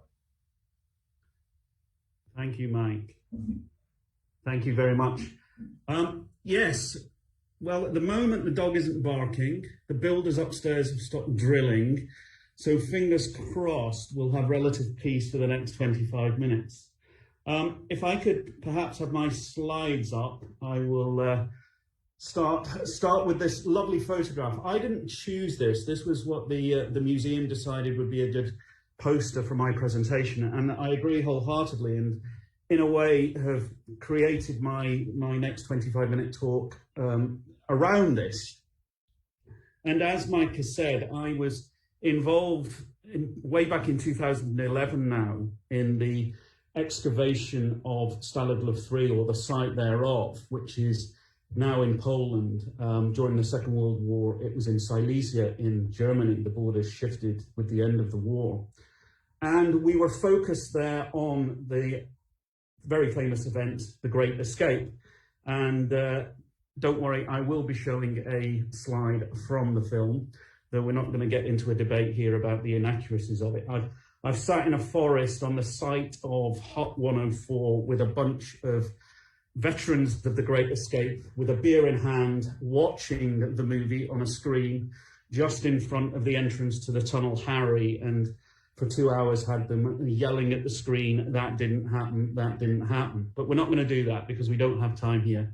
So I will return to that photograph. If I could have the next slide, please. Just to give you an idea of the geography, there is, if you can zoom in on the little pin there, Stalag 3, just across, just to the southeast of Berlin there on the map. And we're looking at what was known as the North Compound, which opened in April of 1943. Stalag 3 was a Luftwaffe camp, so run by the German Air Force, and it was largely built to house Allied airmen. In North Compound, mostly officers, but as you will learn, some NCOs as well. And as the bombing campaign into Europe and Germany intensified across the course of the war, obviously more planes were shot down and more aircrew were captured and put into camps like this. Stalag 3 is a fascinating place. It's got a fascinating history. It's been dominated by the so-called Great Escape, which took place on the night of March the 24th in 1944, during which 76 POWs escaped through a tunnel known as Harry. And tragically, only 3 of those men got home in what were known as home runs. And on the direct orders of Hitler, 50 of them were murdered. I won't even use the term executed, I'll use the proper term, they were murdered against all international law. And we're going to look at some of the elements of that escape. As an archaeologist, I'm very interested in transformations. I'm very interested in the way that one object can be transformed into another. And I'm also interested in the way that objects can transform people. And we're going to look at both of those themes in this very brief talk. And this really is only a taster. There is so much. I did a dry run on this, which I very rarely do, and was convinced it was about 25 minutes the other night, and it was 40 minutes. So you'll forgive me, I've edited out a lot of information, but as they say, I've saved it for the book, so please wait for that coming out, hopefully in the relatively near future. But there you have a plan on the top left of the North Compound, with the dotted line showing Harry coming through the Vorlager, which is where the famous Kula was, for one thing, under the road and theoretically into the woods. Anyone that's seen the film knows that tragically they got the measurements slightly wrong, and the exit to the tunnel fell slightly short of the woods, but they still got 76 men out. The idea was to get 200 out. And there is a photograph of a typical hut in Stalag 3 with the forest in the background. The North Compound could accommodate in excess of 2,000 men. As I said, most of these were officers, but there were NCOs, and most of these men were actually employed as orderlies, basically servants in the hut. So the kind of social structure of the British military system played itself out within the context of prisoner of war camps. Next slide, please. And there is a lovely isometric drawing of Harry. It was dug under the stove in Hut 104. It was one of three. There were two further tunnels, Tom and Dick. One of those was discovered, one was abandoned, and so the final effort went into Harry. And it doesn't give much of an impression there, but this tunnel was in excess of 300 feet long, 30 feet under the ground. Now, Stallagluff 3 had been carved out of pine forest, and the idea was that the subsoil, which is a very obvious pale sand that you can see on the photographs on the left, would make it very difficult for POWs to tunnel out, because as soon as you break through the brown soil on the surface, you're really into this very obvious yellow soil. And given you would have to move tons of it, it's going to be very obvious as to where you're dumping your spoil. But the POWs came up with some really clever schemes to hide that soil. Now, when we were there in 2011, our primary mission was to locate Harry. It hadn't been seen since the Germans filled the tunnel up with sewage and then concreted the entrance in 1944 after the discovery of the escape. And it was with some thinking on our feet, actually, because there's very little to see in the woods. The camp was taken over by the Soviets at the end of the war, and the huts disappeared. The timber was recycled, and all you can see now if you visit, and I would highly recommend a visit if you happen to find yourself in Poland, a wonderful museum run by a friend of mine, they disappeared. So all that's, you can see the odd brick pillar every now and again, and those brick pillars held up the huts above the ground surface. And the Germans thought that as the huts are raised, they can look under the huts and see where they're digging tunnels. What happened here, quite amazingly, is that the POWs carved out the middle of one of these brick pillars, which also supported the stoves, and went through that, and from there started to dig straight down 30 feet to the bottom, create chambers where various activities took place, and then start to tunnel outward, as you see in that drawing. And that's me standing very thoughtfully there, probably feeling slightly triumphant after a lot of effort. We managed to locate Harry. And as you heard from Michael, I've done a lot of things in my career as an archaeologist, and this was definitely a high point. I don't think I've ever been so excited in my life as when we encountered this just stain in the ground, really. But what you've got there on the bottom left is we've cut a small section through the top of the shaft. That's as far as we went.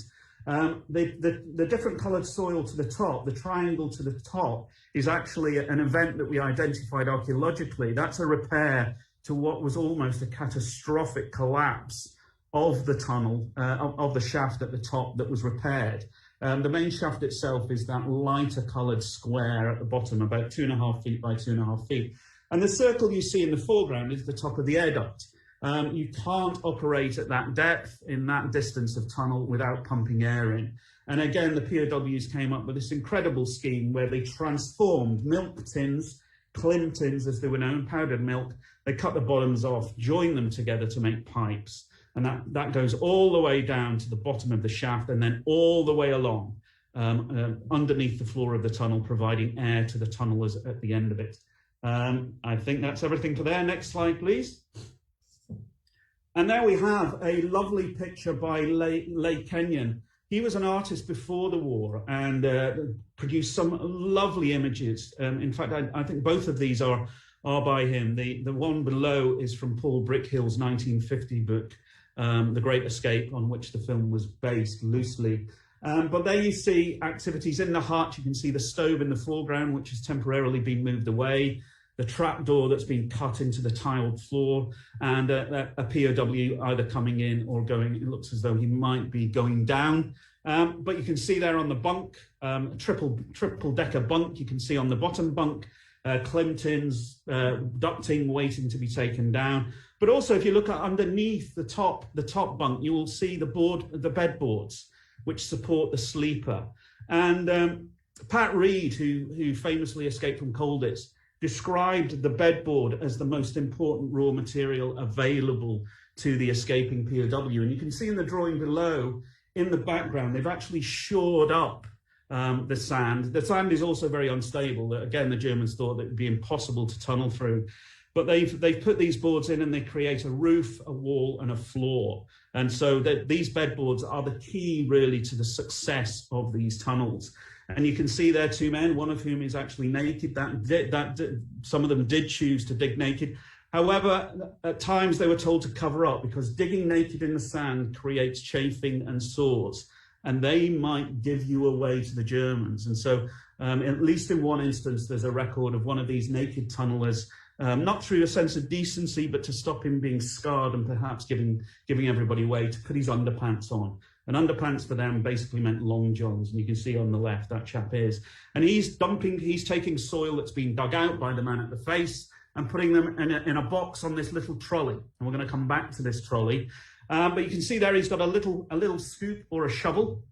Oh, the last detail I'll look at there is the air pipe. You can see the air pipe, which would have been the Clintons underneath the digger. So next image, please, which I think is part of this slide. Yep. There's one of the finds we made on the excavation, and I think you'll agree it's pretty much exactly the same as the scoop that POW is using. And this has been created from simply bending thin tin. We found other examples, and I'm sure Mike there has got, I can see he's got on his mantle, on his fireplace, he's got the brush, shovel and dustpan that you would have to operate a fire, and we've got exactly one of those little shovels that have been used for digging out.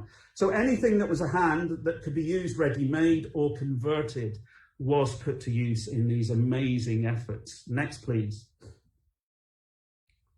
Now, we return to our photograph, and there you see, almost exactly as in the drawing, the trolley.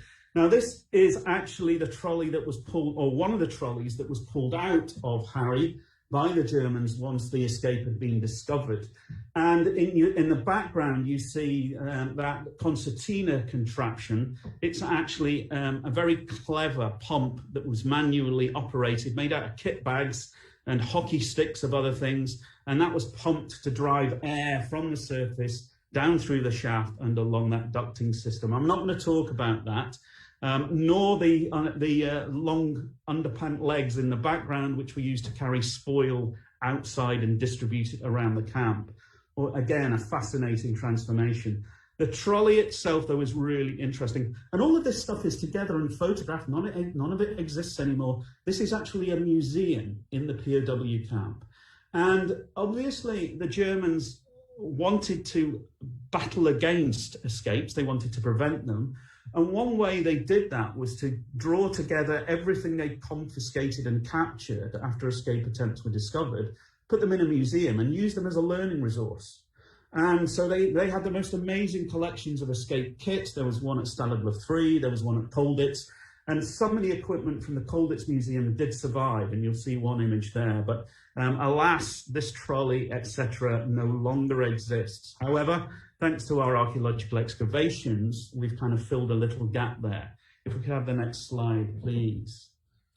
This, believe it or not, is the axle and wheel and the separated second wheel from one of these trolleys.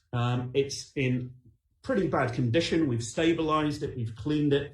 This came out of dumped sand under the site of the theatre in the North Compound. This is the only, as far as we're aware, the only remains of a POW escape trolley anywhere in the world. It's a very unique object. And I'm about to show you information that is a world exclusive. I'm about to show you some data that has not been broadcast before. I did some close analysis very recently of the photographs that Ian Banks and I took in the lab just before lockdown, very fortunate timing. So I've been looking at these photographs, and though I'm no artist or indeed technical drawer, I did try very recently to put together a sketch of how this is constructed. So could I have the next slide, please? Oh, there it's come through, great.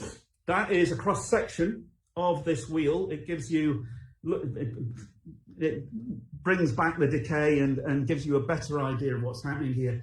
On the wheel itself, the hub, you've got two 12.5 centimetre diameter discs. These are have probably been cut again from the bedboards, and they would use the beech bedboards. Most of the bedboards were pine, which was poor quality wood. So these are beech, and they've been pinned together by these long bolts. And those long bolts have also gone through two narrow battens that are on the inside, the axle side of the wheel. And they again have probably been cut from bedboards. And what they've done is, I think they've bent those bolts into L shapes before they slotted them through the hub side, through drilled holes, and then screwed them. That's the screw on the axle side. Screwed them into place. If you tried to hammer these flat once you put them through from the back, you would just shatter this wheel. What they've then done is taken those good old clim tins and they've clipped around them and taken a sheet of the metal and they've wrapped that around the rim of the wheel to strengthen it. And that's what the tin label there is referring to. The interesting thing, well, it's all very interesting. The iron tube is reported to have come from a guard from the stoves in the huts. I've never seen an image which shows one of these rods in place. But the interesting thing here is the thing that's marked as plate, which is the bent thing on the back of the wheel. Now that acts as a flange. They had rails in the bottom of in the floor of the tunnels, and like a mini railway, you can imagine this is what you call a bogie, sits on the rails with the flange on the inside of the rail tracks, so it stays in place. But I think what they've used here is actually a tin plate or a dish that they've pinned in, they've screwed it into the structure of this thing. It's very heavily decayed now, as you can see from the drawing. But the interesting thing is it differs from the example that they pulled from Harry. If we go to the next slide, please. If that settles it, there you go. You can see there that the inner disc, the flange, is actually another wooden disc. It is not a plate, it's not tin. So given this was abandoned under the stage of the theatre, I think one of the working hypotheses at the moment is that this is a Mark I. This might be an earlier version of the trolley wheel, which for some reason was abandoned or was worn out. It might be that the plate, which is pretty bashed up, wasn't strong enough. And during the escape itself and during the working of the tunnel, as it got longer, men would actually lie on these. These would transport men up and down the tunnel. It might be that if this was an earlier version, that it wasn't strong enough. But there's work still to be done there. But that is literally research fresh off the drawing board. If we could go to the next slide. So I've looked at the way one object is turned into another. But I'm also very interested, and this is very apposite with prisoner of war escapes, in the way that people can be transformed as well. And one of the most obvious ways that was done in a POW escape was through the clothing.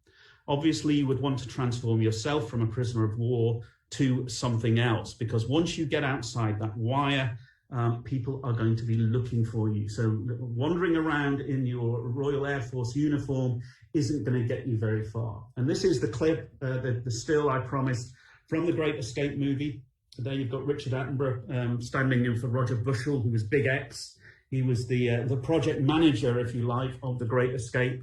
And then a character called Phillips, who's actually standing in for Tommy Guest, who was a trained tailor, and he took charge of the tailoring department. And even as a kid, I loved this scene. It's not the most exciting, but it's Phillips showing the Roger Bushell character what the possibilities are for suits and costumes. And on the right, he's showing how just changing the lapels on the RAF tunic can turn it into a different item altogether. On the left, he's showing him how you can use blankets to make a coat.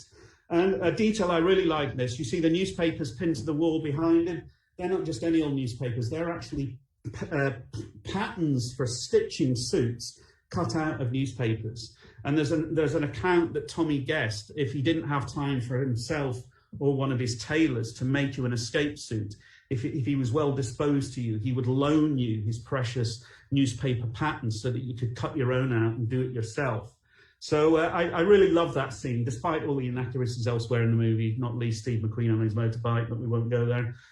So let's look very briefly in the last 8 minutes or so at what clothing did. Next slide, please. Here we have a good selection. There on the left is a standard blue-grey RAF tunic of the type that these men during the Second World War would be wearing.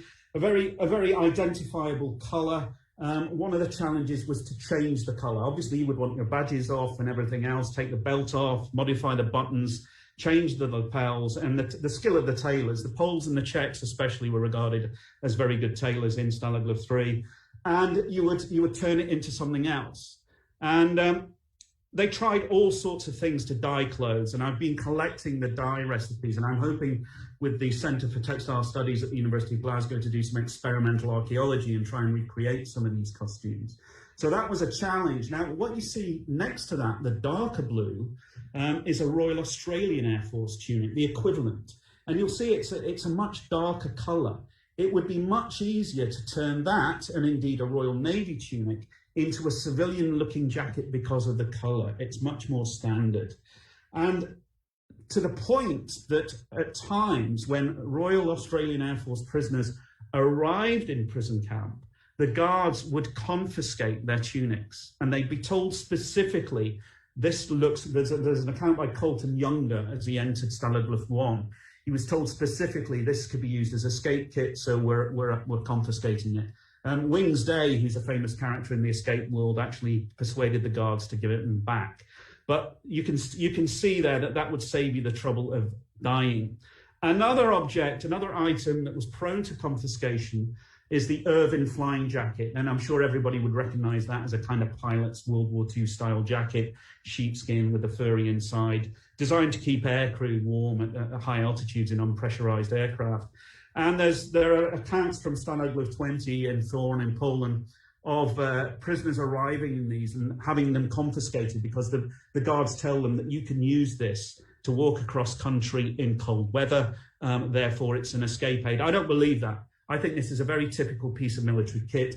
I think the guards are nicking these for personal use because these are highly, and they're still highly sought after. So I think that's a different story.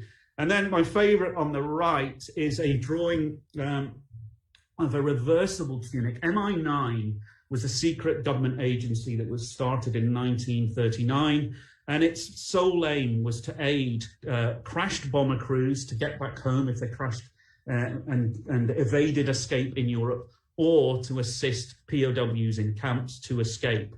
And Clayton Hutton was a bit of a genius and came up with all sorts of ideas, hidden compasses, you name it. He's thought to be one of the models for Q in James Bond.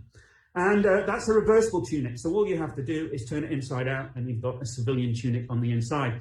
And I love that drawing because it's very kind of stylized, fashion show graphic. And indeed, there are accounts of fashion shows in the POW camps. In the summer of 1943, as work was being carried out on the tunnels in Stalag Luft 3, there was a fashion show, a highly dangerous thing to do because all your eggs in one basket, but they showed off the civilian outfits that were being made and the escape kits such as compasses. And there's a quote, and you can literally imagine that the model entering the room. Here we have a young German civilian, and it does a twirl, and then there's the quote goes on, you will notice the pleat up the back. This is obviously a flyer's tunic that's been converted. It's wonderful stuff. And there are several other accounts of this type of thing going on. So these are just very simple ways, but require consummate skill to carry off, in which you could basically change the human form, transform it. I'm a huge fan of BBC's Sewing Bee, and I tweeted the other day that they have this challenge, which is transformations, where they take one item of clothing and turn it into another. And I think a POW escape transformation challenge would be fabulous. But anyway, I'm yet to break through there. Next, please. The other way, obviously, civilian clothes are quite good once you're on the outside, but you might use a fake German uniform, known as a goonskin. The POWs referred to their guards as goons, to get through the gate. You don't need a tunnel, you just wander through the gate. And this is what Airy Neave in Colditz thought he would do. He used a Polish tunic because it looked more like the German version. And as you can see, this uniform has been put together. It looks fairly convincing in this photograph. The photograph sadly tells us it didn't work because this photograph has been taken by the Germans after Airy Neave was captured trying to escape in this costume. And again, this would be information for the Escape Museum. But Airy Neave doesn't look too bothered by this. Now, going back to the dyeing issue, very difficult. And Airy Neave just thought, I'll do something simple. I'll go to the camp theatre, get some paint, and I'm going to paint my tunic. And it looked the kind of field green grey that the guards were wearing. That looked fine, but he tried to get out the gate, escorting prisoners at dusk where the light was poor. Everything was fine until somebody shone a spotlight on him, and it glowed like a Viz vest. He glowed in the dark because of this paint, and obviously something was amiss, and he was captured and taken back. About a year later, he succeeded in escaping through a tunnel. He says in his memoir, they have their exits, he says that fake rifles were a good piece of kit to use, but in the early days, i.e. around late 1941, they were beyond the technicalities of the POWs, but they did get there very quickly. And that's a beautiful example you see in the middle slide that was used in a later escape attempt, made out of bedboards again. And there are accounts of 2 bedboards being pinned together with glue. One of the sources of glue was actually the bread that they'd be supplied with, which doesn't say much about the diet. That's another issue. Glue them together, carve them out, polish them, put shoe polish in, use graphite in the bits that are supposed to be metal, and that would pass muster. There were various grades. If you're going out in poor light, you might not need one that's so accurate, but that's a beautiful example. But there are specific references to the clamps that are used to glue these bedboards together, and they are the clamps that are taken from the table tennis nets that are sent to the prisoners of war in parcels. Next, please. So on the right, there's a model, exactly the same. I'm sure you've all seen these. There's the clamp used to clamp the table tennis net to the table. They've taken these and used them as vices and clamps to clamp bits of wood together when they're making escape kit. Those on the left, those rusty examples, are 2 examples we found very close to the Tunnel Harry at Stallagler-Free. So again, a wonderful example of transformation. Next slide, please. And the thing is that not much of this clothing survived. If you wore a German uniform, chances are if you got on the other side of the fence, you would bury it and maybe have civilian clothes underneath, which would be easier to not attract attention. And this clothing would very often just fall apart. If you're tramping across country, there are various accounts of the dyes coming off, guys with blue faces, and it just did not survive. So I think escape clothing is some of the rarest costumery from 20th century Europe.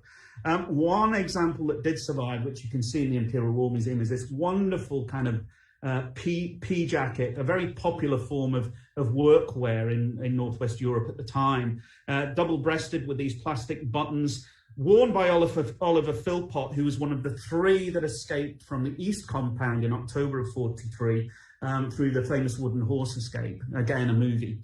But going back to this, he says it's made out, in his memoir, he says it's made out of a strange fabric. He said, I was told it had already been out twice. So there had already been 2 previous escape attempts where somebody had worn this, but they managed to get it back in the camp and he was issued it. And he actually says, the plastic buttons in serried rows shout out genuine civilian. Now these have obviously replaced the brass buttons. I think I know what this jacket is. If we put up the next slide, this is a Fleet Air Arm tunic, and I'm pretty sure this is the basis of Philpott's. It's double-breasted, you can see, just take off the buttons, the trimming off the cuffs, and you've pretty much got Philpott's jacket.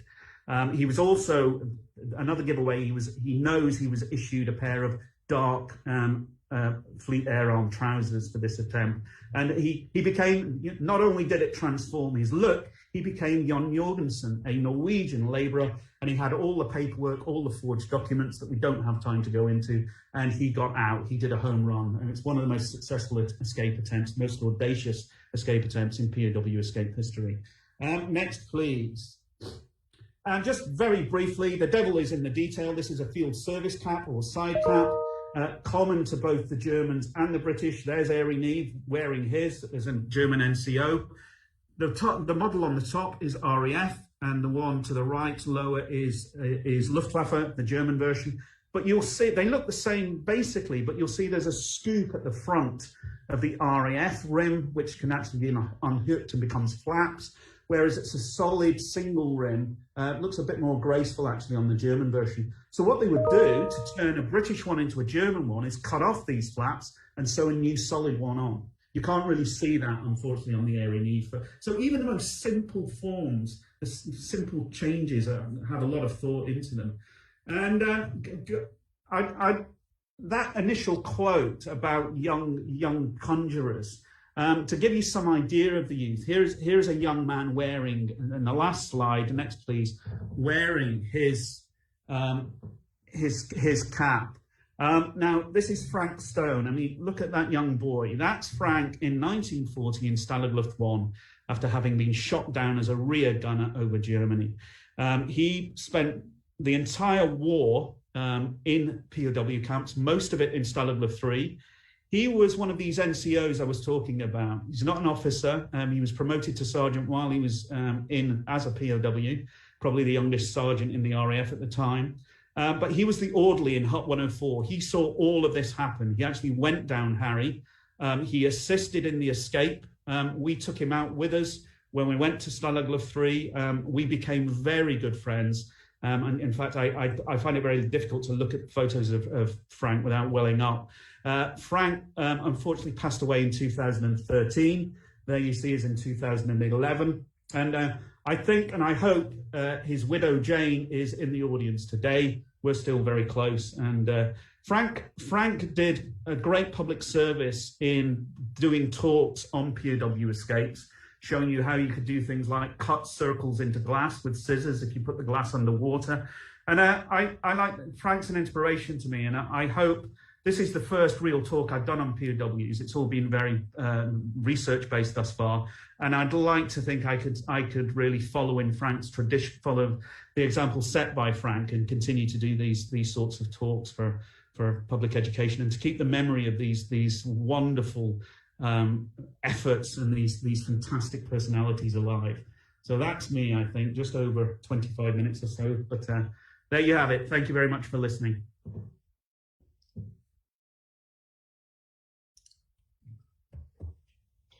Professor Pollard, I think I speak on behalf of everybody to say that was absolutely exceptional. Thank you so much. I think you and I possibly have an age group where we would watch the Great Escape film whenever it was on, and I think in our lifetime that was generally Christmas Day.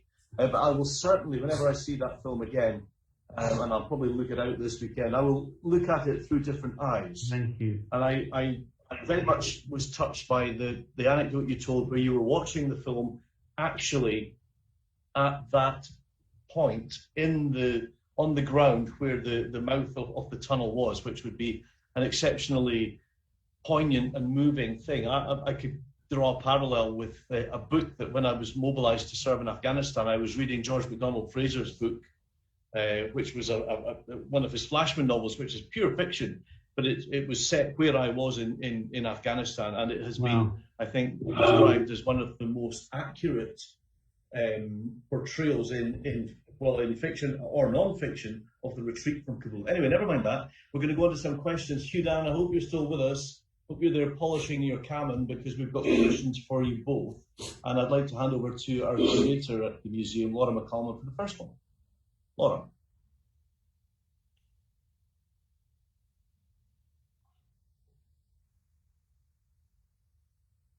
Sorry, I'm the first one to be on mute. Okay, so I have a question for Tony, and this is just purely my own interest here. But the finds that were recovered from your excavations in 2011, are they on display anywhere, or are there any plans for them to go on display? They are on display. Most of them are on display in the museum at Sagan. There is on the site of the camp itself. There's a wonderful museum there, and over the years, obviously, a lot of objects have come to light. So if you want to see Stalag 3 POW related artifacts, that's really the place to go.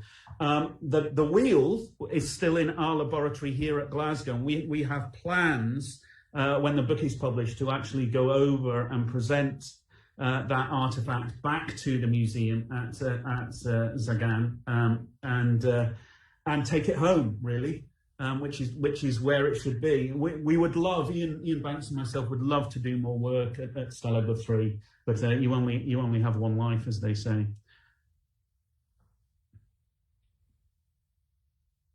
Well, thank you very much for that. I'll have to plan a trip soon. Wonder if that could be put down as CPD at all. Maybe no. So, but I think the next question we have, Mike, is over to you for the next question. Thank you, Laura. Yeah, Hudan, are you still with us? I hope so. Indeed. The question comes from Neil. Do you have any information about how the bagpipes were recovered when they were found on the battlefield and sent back to Scotland? And if so, do you know by whom? And I've got another little follow-up question of my own after this, if you don't mind. Yeah, as far as I'm aware, they were certainly in the custody of the family, and they moved around as the family moved around. There was another brother, William Patterson, who was a very famous person in his own right. The whole Patterson family has a very significant history in terms of the railways in the Highlands and designing various parts of the infrastructure. But William Patterson, who was a brother of the deceased soldiers, was one of the people who introduced the blue train in Glasgow. So the family moved to Glasgow, and I think, I can't remember the precise detail of how the pipes arrived with the family first of all, but it was a fairly common thing that the pipes would be sent back with an item of clothing, a clipping of the uniform and various bits and pieces. And I know that this was in the custody of the family, and Mary Wharton or Patterson, I think, is still with us, and I'll check the detail of that with her. But I know it followed the family around in a loft. It was I think a reluctance of the family to engage with it in the sense that it was one of those things they put away and just left away. It was difficult to deal with, perhaps, but eventually Anne Mary took it on herself to open the box and to discover all the different bits, amongst which was this pipe tune, the piece of paper, which in all probability was written by Donald in the trenches to commemorate the victory in the Camanachd Cup final the year before they went away. And so it was only then that she got in touch with Duncan McGilvery, who was related to the family, and Duncan, being the person who has tidied the tune up and polished it, and then took the pipes and reconditioned the pipes. And Duncan always describes the set of pipes as a Ferrari. If it was a car, it would be classed as a Ferrari. And he has the whole detail of the various bits of the settings and everything. It's a fascinating history in itself. But it was one of those things, a family artifact, which is at some point difficult to deal with, but then the family comes to terms with it and decides that it can be put to use. And this set of bagpipes has been all over the world now. I mean, I know that Duncan's son Ian played them on the Copacabana beach in Brazil, but taking them back to the actual battlefield was a remarkable thing. I mean, the people at Festival in the museum there, they wanted to keep them. We had a heck of a job actually taking them back home because they were such an important part of the battle for them. But Duncan will never part with them, and Anne Mary's family sees that as being a huge part of the legacy. But it's helped us explain the story in a way we could never have done just by telling stories. When you've got the pipes, and Duncan actually looks like Donald when he comes out. It's quite a desperately moving thing to present a show like that on the stage. There's a sharp intake of breath in the audience when they see Duncan coming out and they see the original of Donald on the screen, and they think, wow, it's the same guy. Hugh Dan, before I hand back to Laura, who has another question for Professor Pollard, can I ask you, go back to your presentation, and you said that the Camanachd Cup final was in the morning or at lunchtime, so the boys could then go to the football. Where were do you know where both of those finals or those games were played? The Shinty was presumably in the West End, and I'm wondering if the football was at Hampden Park by that point. I'm pretty sure that game was in Pollock. It's not, it's currently, I think it's a housing scheme. We do know where it was, but it was in the East End, I think, and the football was an international at Hampden, as far as I recall. I'm pretty sure, but they made sure that they could get to attend, having got to Glasgow, they would get to attend the football match in the afternoon. So I think they played early morning. They were playing against Kyles from Tynebrugge. So, it would be of interest to all of them. It's quite a clever thing to do to enable them to get to the matches. And of course, sorry, where was that game played? You said we do have. Where was the Shinty game played? That final.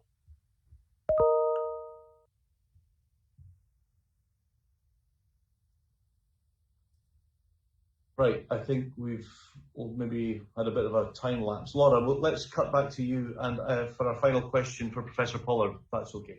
Okay, I have a final question for Tony, and if Hugh does come back, I have one more for Hugh if we have time. But to Tony, I have a question from Melvin, and his question is, he was wondering why you didn't include the footage of you uncovering the entrance to Harry in the TV documentary about the aborted exploration of Harry. And are there any plans to include this footage in any future documentaries? That's a very good question, and it's been very difficult to get hold of. It was an absolutely amazing experience, and I was there with a POW vet at the time. It wasn't Frank. And I previously went out because we'd had one false alarm with a feature that looked like it might be Harry, but it wasn't. And so I took measurements from a better preserved hut floor, which had the columns still visible, even though they were in the bottom of pits. And I transposed with our surveyor that onto where we plotted Harry to have been, the hut 104 to have been. And then the first thing we actually found, and this was a slide I had when I did the 40-minute version of this, I had the picture of the concrete block, which is like a Rubik's cube, but you could clearly see where there'd been a square hole cut through it. And it took Polish masons 2 weeks just to chip through that brick, about 3 feet deep. That was the first thing we found. And then close by, that had been ripped out by the Soviets. Close by at a deeper level, we came across the beautifully preserved upper surface of Harry, the shaft. And we knew exactly what we got. It just came out with the Clinton in place and beautiful square shape. So yes, I would dearly love that moment, which was a historic moment. As I say, the first time anyone had set eyes on that feature since 1944. I would certainly hope that will come into the public domain. But it's always the same with TV documentaries. They're wonderful in that they pay for these projects to happen and then they disappear like ephemera. So yeah, good question. And if we have sorry. No, go for it, Kirsten. I'm sorry, Laura. Apologise. We're going to Kirsten next. One quick question for Hugh Dan, if you can.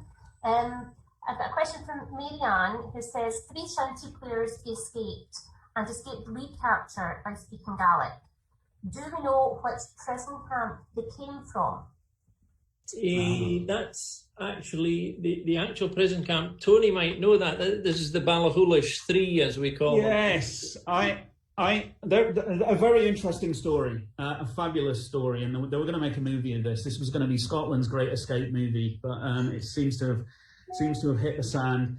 But basically what happened was they escaped before they got to a camp. They were captured as part of the Highland Division in the events around Dunkirk. They were being marched across Germany. And this is where most of the army POWs are taken early in the war. They're scooped up around Dunkirk. These 3 men were part of that. And some of the POW memoirs that come out after the Second World War are almost written as handbooks of how to escape. And there's one that does this very well, and it's by two guys called Pretty and Edwards, both of whom were escapers. And they strongly suggest in the first part of their book that do not leave trying to escape until you get to the camp. Do it on the march while you're on foot or you're on a train. It's much easier to get away. And that's what these three guys do. And what happens is they're transformed. A French family actually give them civilian clothes, and they go away and they bury their uniforms because they don't want to leave them with the French family, who would obviously suffer punishment because of that. And in those in those civilian clothes, and using the Gallic, they pass themselves off as Russian prisoners. I mean, it's an incredible story. So that they transform themselves into civilians and then into Russians using Gallic. It's a great, and get home. It's a great story. We've actually got, there are some very good recordings of particularly Ginger Wilson, one of them, who became a very significant character in the shinty world himself. Actually worked with my father in the aluminium company in Fort William, but he recorded a lot of his stuff, and these tapes still exist, and that's exactly what they did. They kept on the move and they kept reinventing themselves. There's just one other little anecdote, if I could. It's relevant to what you were talking about, Tony, and also to the reference previously about the jumpers, and if I can make a shinty connection there, there's a wonderful story in a camp where they worked out a ploy, the guys, that if they organised that they would get a lot of jumpers in parcels, through the Red Cross or whatever. The reason they were ordering so many jumpers was that they could rip them up, they would take them apart and use the wool to make shinty balls, to wind them up. So they actually put a greater priority on creating the shinty balls than they did on keeping themselves warm. So it was just the way they did it. But particularly Stalag 9C seems to have been the camp where a lot of shinty activity took place, and a lot of the records, like pictures and the stories, have come from that. So if you ever get a chance to get there or get near any of that, Tony, it'd be worth coming. But it was just an interesting little story. That's amazing. I can send that to you if you want. Please do. For Hull, actually. And it's a lovely story, but just the ingenuity of it all was just wonderful.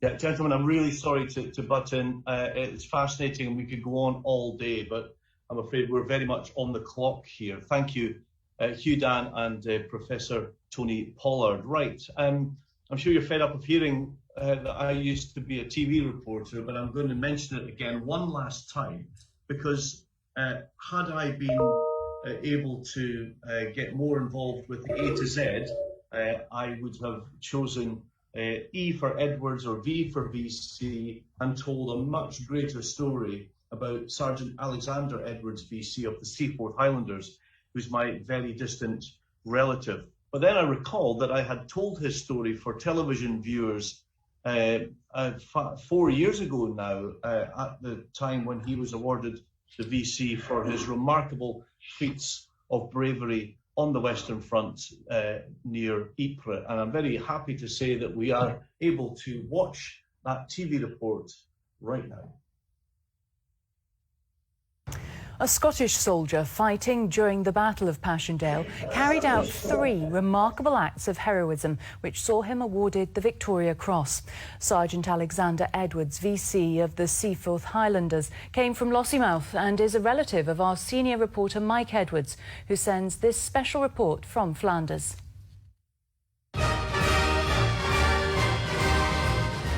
When Sergeant Alexander Edwards of the Seaforth Highlanders received his Victoria Cross from the King at Buckingham Palace a century ago, it was big news.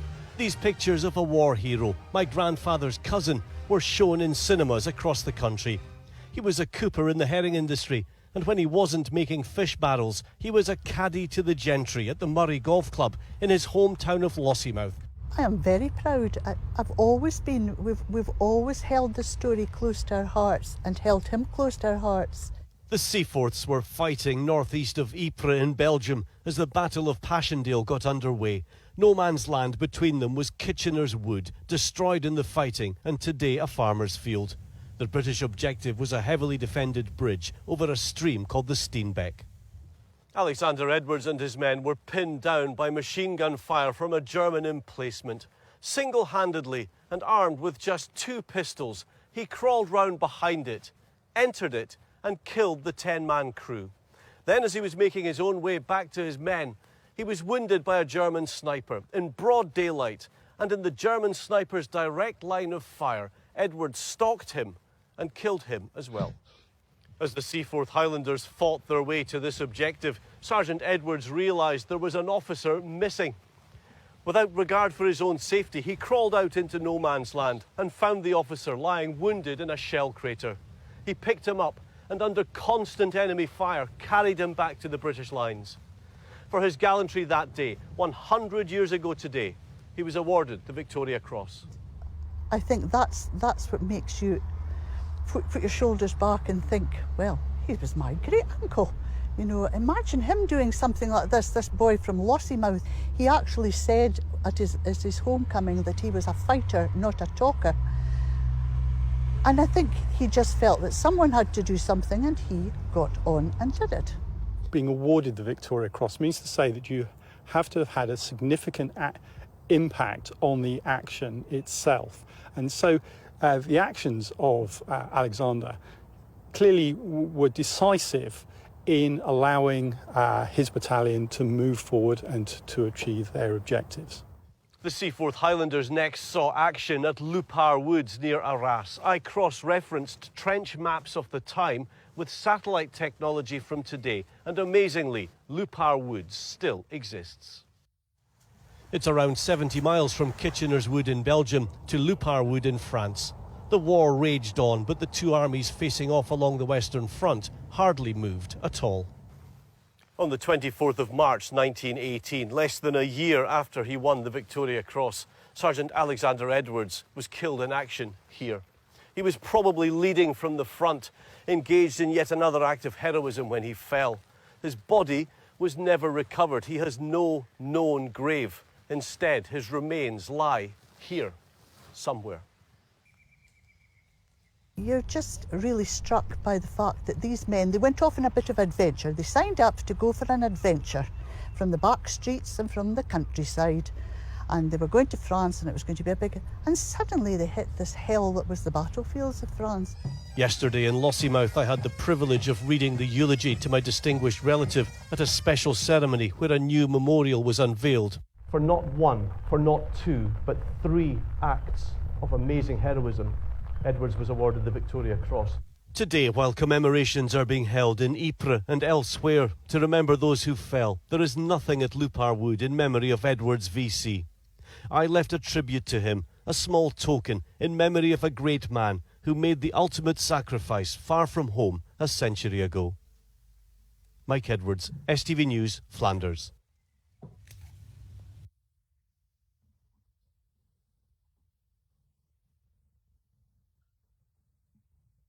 Well, as a journalist for nearly 40 years, covering any number of trials and tragedies and traumas, stories like Dunblane and Lockerbie and all the rest of it, probably for obvious reasons, that is the story I covered that sticks in my mind the most.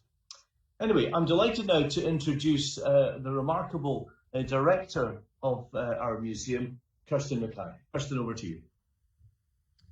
Many thanks for that lovely introduction, Mike. I'm here to just give a bit of a brief introduction on the project that we're working on with St Andrews and HIE. It's a Cupido project. We've been working with them for around 2 years now, and the culmination of this project will be a new interactive exhibition which will give us a virtual tour of a prisoner of war camp. There's also some 3D photography being taken of some of the World War II artefacts we have on display in the museum, and that will be incorporated into the interactive exhibition. The project will obviously enable us to engage new audiences as well as engage our existing audience and help us to remain financially sustainable in the future.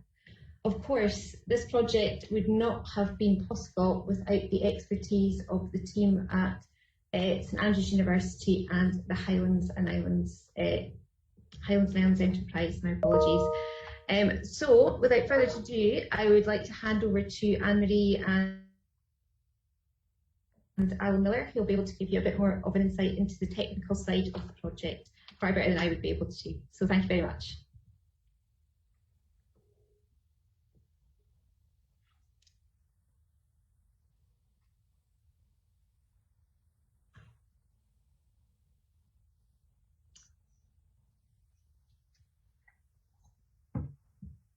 Thank you very much, Kirsten. I think we've just got a couple of presentation slides to show. Just we thought it might be useful just to provide just a bit of background about the Capito Interreg project. And so before we begin that, I should say my name is Anne-Marie Reid and I work for Highlands and Islands Enterprise. And part of my current remit with HIE is overseeing HIE and the University of St Andrews project involvement in the Capito Interreg Cultural Heritage Project. So I think if we can, Ian, are you able to bring up the Capito slides?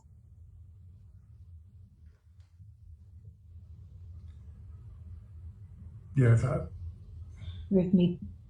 I think what we've got is well, one of the things that we've been doing as part of the project, as Kirsten said, and has been to make a reconstruction, digital reconstruction of prisoner of war camp, or a typical prisoner of war camp from the Second World War, as a way of, as a background really for being able to tell the some of the stories that we've heard today and that are so fascinating. So I think, Ian, can you put something up?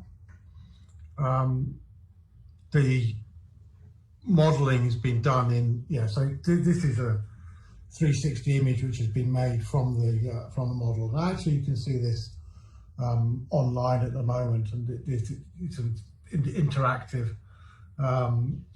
You can look around and then you can go from place to place. So for example, we can look at a theatre, a dining hall, maybe latrines, but I don't think we should do that just now. But maybe if we can have a look at the Stalag. Oh, so yes, so I understand that theatre was part of the life of the prisoners of war. And if we have a look at the Stalag, so we see sort of cramped conditions. And one of the great things about kind of making a reconstruction like this is that it can become quite a concrete way of being able to have some sort of discussion about the what life would have been like at the time. So I don't know, Tony, you seeing that there, does anything kind of like spring to mind in terms of sort of living accommodation and the strikes? I mean, we would generally, make reconstructions and put them in front of experts and receive comments and then try to make adjustments to it. So I don't know, maybe these images stimulate some thoughts. It looks fabulous, and I spoke to Laura about this when I learned about this project, and would love to get involved. I mean, obviously, with this being me, I want to escape from this place, so that's maybe something we can build into it. It needs a tunnel, but yeah, there's a lot of variance in the design of these, and this is a large communal dwelling. The 15 huts, barrack huts at Stalag 3 were divided into smaller rooms, each of which would generally accommodate 8 men in very cramped conditions, and they would live basically as a unit. They would cook for one another. They would spend their time together. But this is a more open plan which did exist, and of course you've got the metal bunks, which were more unusual than the wooden ones. So if we were looking for bed boards, I think we'd have a problem here in that these might look as though they might be wire sprung, but it's fabulous. But it does give you an idea of the total lack of privacy. They're just absolutely crammed together, and I think we have an impression that life as a prisoner of war, certainly reading some of the POW, the escape accounts, was a jolly jape. that it was a laugh. It wasn't, and the things that there are some issues here. One of which we can compare to today's situation where we've been through lockdown. And I actually wrote a piece comparing very vaguely our situation to being a POW. The thing that is crushing about being a POW is you can't see the end of it. You don't know when that war's going to end. Brickhill actually has a preface in his book where he says, as a POW, you don't know whether you're going to be killed at the end of it, which some of the men at Stalag 3 did think was going to happen. And you don't know whether you might be there in 5 years, 10 years, 15 years' time. It's that uncertainty which is crushing. The other thing is the hunger. If it wasn't for the Red Cross parcels, many of these men would have died of malnutrition. So a very uncomfortable experience. And I think it's very easy to get away with the kind of boys' own side of things here. And this looks as though it might be a good way of tapping into some of that reality virtually. Thanks for that, Tony. That's great. And yeah, it'd be fantastic to have your input. And I'm thinking in particular, if we can find a way to put some characters and people into these camps, I think that would be great. And the expertise that you have in terms of the clothing that would be used, I think that would be a very interesting thing to look at and go forward. But yeah, we definitely need to put an escape route in there, don't we? Definitely. A way of getting out. But the other thing is that, really struck me about the Great Escape was the vegetable patch and the distributing the sand into the vegetable patch. So I think it's quite nice to see we've got something to remind us of that. There. I love seeing your boxes there with tomato plants in them. The first feature that we identified that we thought might be the top of the tunnel, we think might be a cloche or a flower bed, which left a square stain in the sand. So you might actually have captured one of those there. Fingers crossed. I think that one of the great things that we have access to through the museum is some of the diaries and some of the written reminiscences, and we're planning to as well as having these reconstructions, to have a map and to kind of like put the diaries and the travel, because people travel quite a lot, maybe beginning and end rather than during the middle, but there's certainly movement between what were a lot of camps. Yes, men would move about a lot. There was the movement to the camp. They would go through they'd be interrogated at one camp, taken to another. And some of these men went through maybe half a dozen camps over their course of being a prisoner of war. So movement was not unusual. I think this reconstruction highlights that, because we've used one of our diaries where Hellman travelled through 5 or 6 different camps. So we've used his descriptions and sort of amalgamated those to create this, which is why there might be some things that you would expect to see in a typical camp, and maybe some that you would expect to see more than Offlag. But it's hopefully giving the impression, based on information from our archives, that will create that sort of impression of what a prisoner of war camp is like. No, it's brilliant. I think that's a great idea, Hugh. We stick a shinty pitch into the campgrounds. I think that would Yeah, I think there is possibly already a football pitch somewhere in the campground, so you can maybe adapt it to Yeah, I just noticed that, and I think the simple answer would be to plant a set of shinty goals, so you wouldn't need to do anything more than just have the basic outline of which would basically be 3 bits of cut off timber from a local wood or something. That would be enough to plant the suggestion.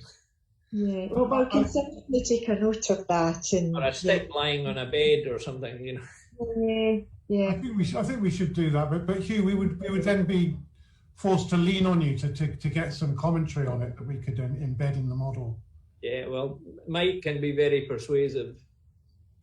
Yeah, we'll make an offer. It can't be. Yeah. Okay, so that's good. And one of the other activities we've been involved with, I mean, of course, the museum is custodian of a lot of objects and artifacts that you know have a lot of stories behind them, and so that we were just looking there at model, 3D model, digitized model of a jersey, but this is a great artifact to see for real. But it's nice to be able to turn it around in the kind of web context and to be able to interact with it. And there's another model we've got which it's kind of a bit problematic because it's not necessarily the sort of thing you want to make a big song and dance about. But you've actually got a piece of Hitler's desk, haven't you? So maybe we could just have a look at that, seeing as we're not attracting people who want to look at Hitler's desk, but we can have a look at it ourselves. And so that is definitely a kind of like important piece of history that we're looking at just there. That's marble, is it? Laura, you're going to know more than me. Sorry, I was just unmuting myself there. Yes, it's marble from Hitler's desk. It's on display alongside the dispatch box that was taken from the bunker. Right. So what you describe as difficult heritage. Yes. Yeah, you need to be careful, don't you? But that's amazing. All of that stuff is quite. Can we have a look at that? I see you've got a Luger there, which is obviously, for looking at a POW camp, very relevant. We found a German pistol at Stalag 3, but it was a P38. And there are stories, certainly from Stalag 3, of guards being relieved of their pistols and then basically being blackmailed into bringing items into the camp if they want their pistol back. And obviously, it's the Eastern Front for you if you've lost your pistol. So especially if you're a prisoner. It's quite an incredible collection of art. I remember seeing that Lee Enfield from Dunkirk. That's phenomenal. Great, and I think that as Anne-Marie started saying a little while ago, this is all taking part as part of the Cupido project, which is an EU project but for the North Sea region, which they were kind enough to fund us, and we've been working together with Highlands and Islands Enterprise, and this is one of several projects that we're doing with Highlands Islands Enterprise account holders, attempting to capture and preserve and promote heritage. I think, Anne-Marie, have you got more stuff to say about the project? Yeah, I think that's just quite a nice overview that you've provided there. But basically, Cupido, it's a cultural heritage project that's funded through the Interreg North Sea region programme. So we're working with a range of different European partners. Some of those are public sector organisations, some are universities, and some are cultural organisations. And through the Cupido Interreg project, and I should say Cupido, it stands for Culture Power to Inspire Development in Rural Areas. It is very much a community-based cultural development project, and it allows for all project partners to work in a specific cultural project within their region. So within Scotland, Highlands and Islands Enterprise and St Andrews have partnered together to deliver what we've called this sort of digital heritage and pilot project. And as Alan has mentioned, through that we're working with the museum, and we're working with a number of other organisations across the Highlands and Islands region, and just looking at the role that digital plays within the museum, how it can help improve the visitor experience, how it can help to promote and preserve cultural heritage, how in some cases some museums are maybe wanting to modernise their cultural offering a bit through the use of digital, and some of our projects are looking at digital as a way to bring in additional income into their museums or their cultural centres as well. So it's really through Cupido that we've been able to work with the museum, with Highlanders Museum, and very grateful for Laura and all the volunteers and the staff time that they've contributed to the Cathedral project, and you've sourced a wealth of material that you've then shared with St Andrews for these different digital projects. And great just to get a bit of input as well, just on the VR exhibit, and we'll definitely look to, I think, to be looking to include a shinty field net and some shinty strips if that's possible. Anne-Marie, thank you very much indeed. That was a really fascinating insight. It's amazing how the new technology has obviously just remarkably changed absolutely everything that we do, and to see how it has impacted on what we're doing at the museum and what you are doing at the museum. Thank you very much indeed. Thank you to Alan, to yourself, Anne-Marie, and of course to our very own Kirsten. Well, time has flown in. It's 2 hours and 40 minutes, but it doesn't seem that long since we started this remarkable event. But sadly, things are drawing to a close now, and the penultimate act this afternoon is to introduce the final sachet through the artefacts of the remarkable museum from U to Z.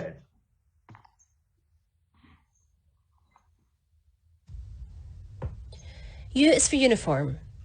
We have a large collection of uniforms here at the museum, covering over 250 years of our regiment's history.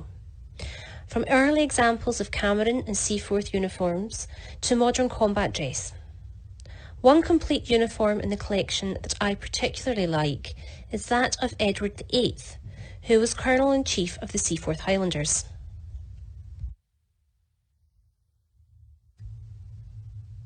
V is for Victoria Cross. Of the 22 Victoria Crosses awarded to the brave soldiers of our regiments, you'll find 16 of the originals on display within our collection. Here's Mike with details of a very significant Victoria Cross recipient. Well, whenever I come to the amazing museum here at Fort George, I spend quite a lot of time around the displays relating to the Victoria Cross, not least because a distant and very famous relative of mine won the Victoria Cross during the First World War, and I am particularly honoured and privileged to be able to hold the actual decoration won by Sergeant Alexander Edwards, VC of the Seaforth Highlanders. Now, a few years ago when I was working as a journalist, I was fortunate enough to go back to the battlefields of the First World War, to retrace his steps and visit the precise locations where his valour resulted in this award. Good afternoon, I'm Lieutenant Colonel retired Bob Downs. I spent 40 years in the Army, in the Queensland Highlanders and in the Highlanders Regiment. When asked by curator Laura to choose an item to talk about in the museum, between Alpha and Whiskey, I started at the bottom and picked W. And I've picked W because this is my favourite item, or one of my favourite items in the museum. This is the Queensland Highlanders window.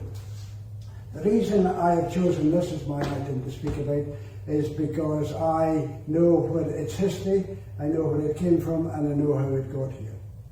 I attended a remembrance service or a memorial service in a church in Northern Ireland for Warren Point. It was an anniversary of Warren Point in 1995. And I noticed in St Martin's-le-Moor Garrison Church there was a spare window beside the lovely Parachute Regiment memorial window. And I thought at that time, wouldn't it be nice if the Queensland Highlanders were also represented there with a window? And through various contacts and organisations in Northern Ireland, we had this window made and installed in the church in Ballykinler in Northern Ireland. And that is there to commemorate all Queensland Highlanders who lost their lives during carrying out tours in Northern Ireland. Later on, we heard that the barracks were closing, Ballykinler barracks were closing, and the church was going to be no longer in use. So again, through contacts in Ireland, namely Spud Thompson and Terry Bashford, we arranged for the window to be extracted, wrapped up nicely, and sent back home here to our museum in Fort George. This was duly done, And John Bailey, who was director of the museum at the time, kindly arranged for the window to have this prominent place here in the Queens on Highlanders room in the Highlanders Museum at Fort George. We will remember them.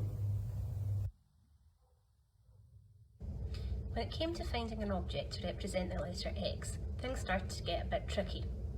In the end, we chose to go with X for Xmas. This 1914 Princess Mary gift box was given as a Christmas present to those serving at Christmas in 1914.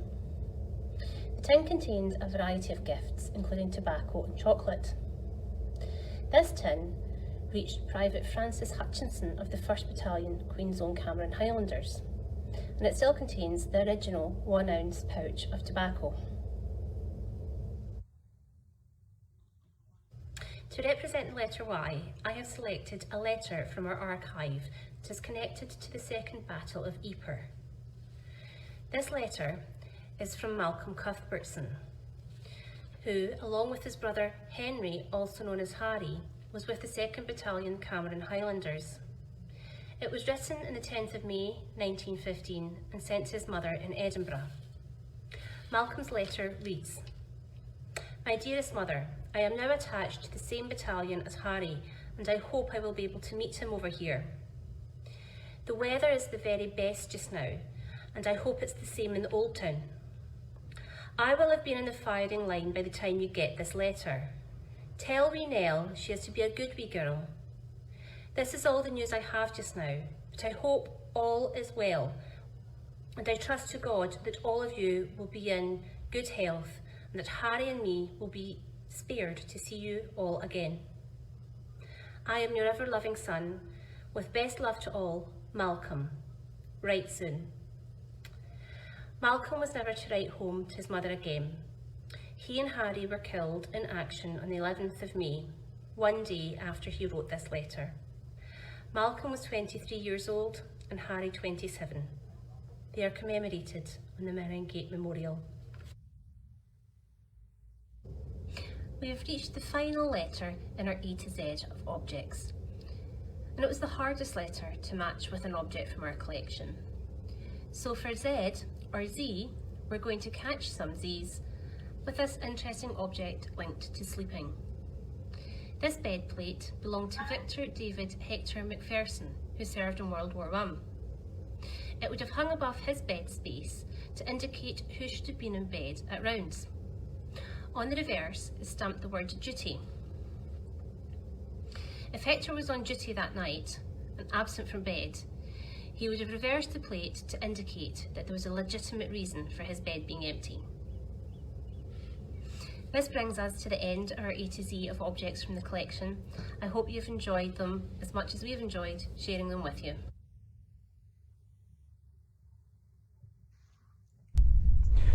Well, sadly, that's all the time we have for this special Facebook Live from the museum here at Fort George this afternoon. Both the museum and the shop are very much open for business, and we look forward to welcoming you here very soon. Bye for now.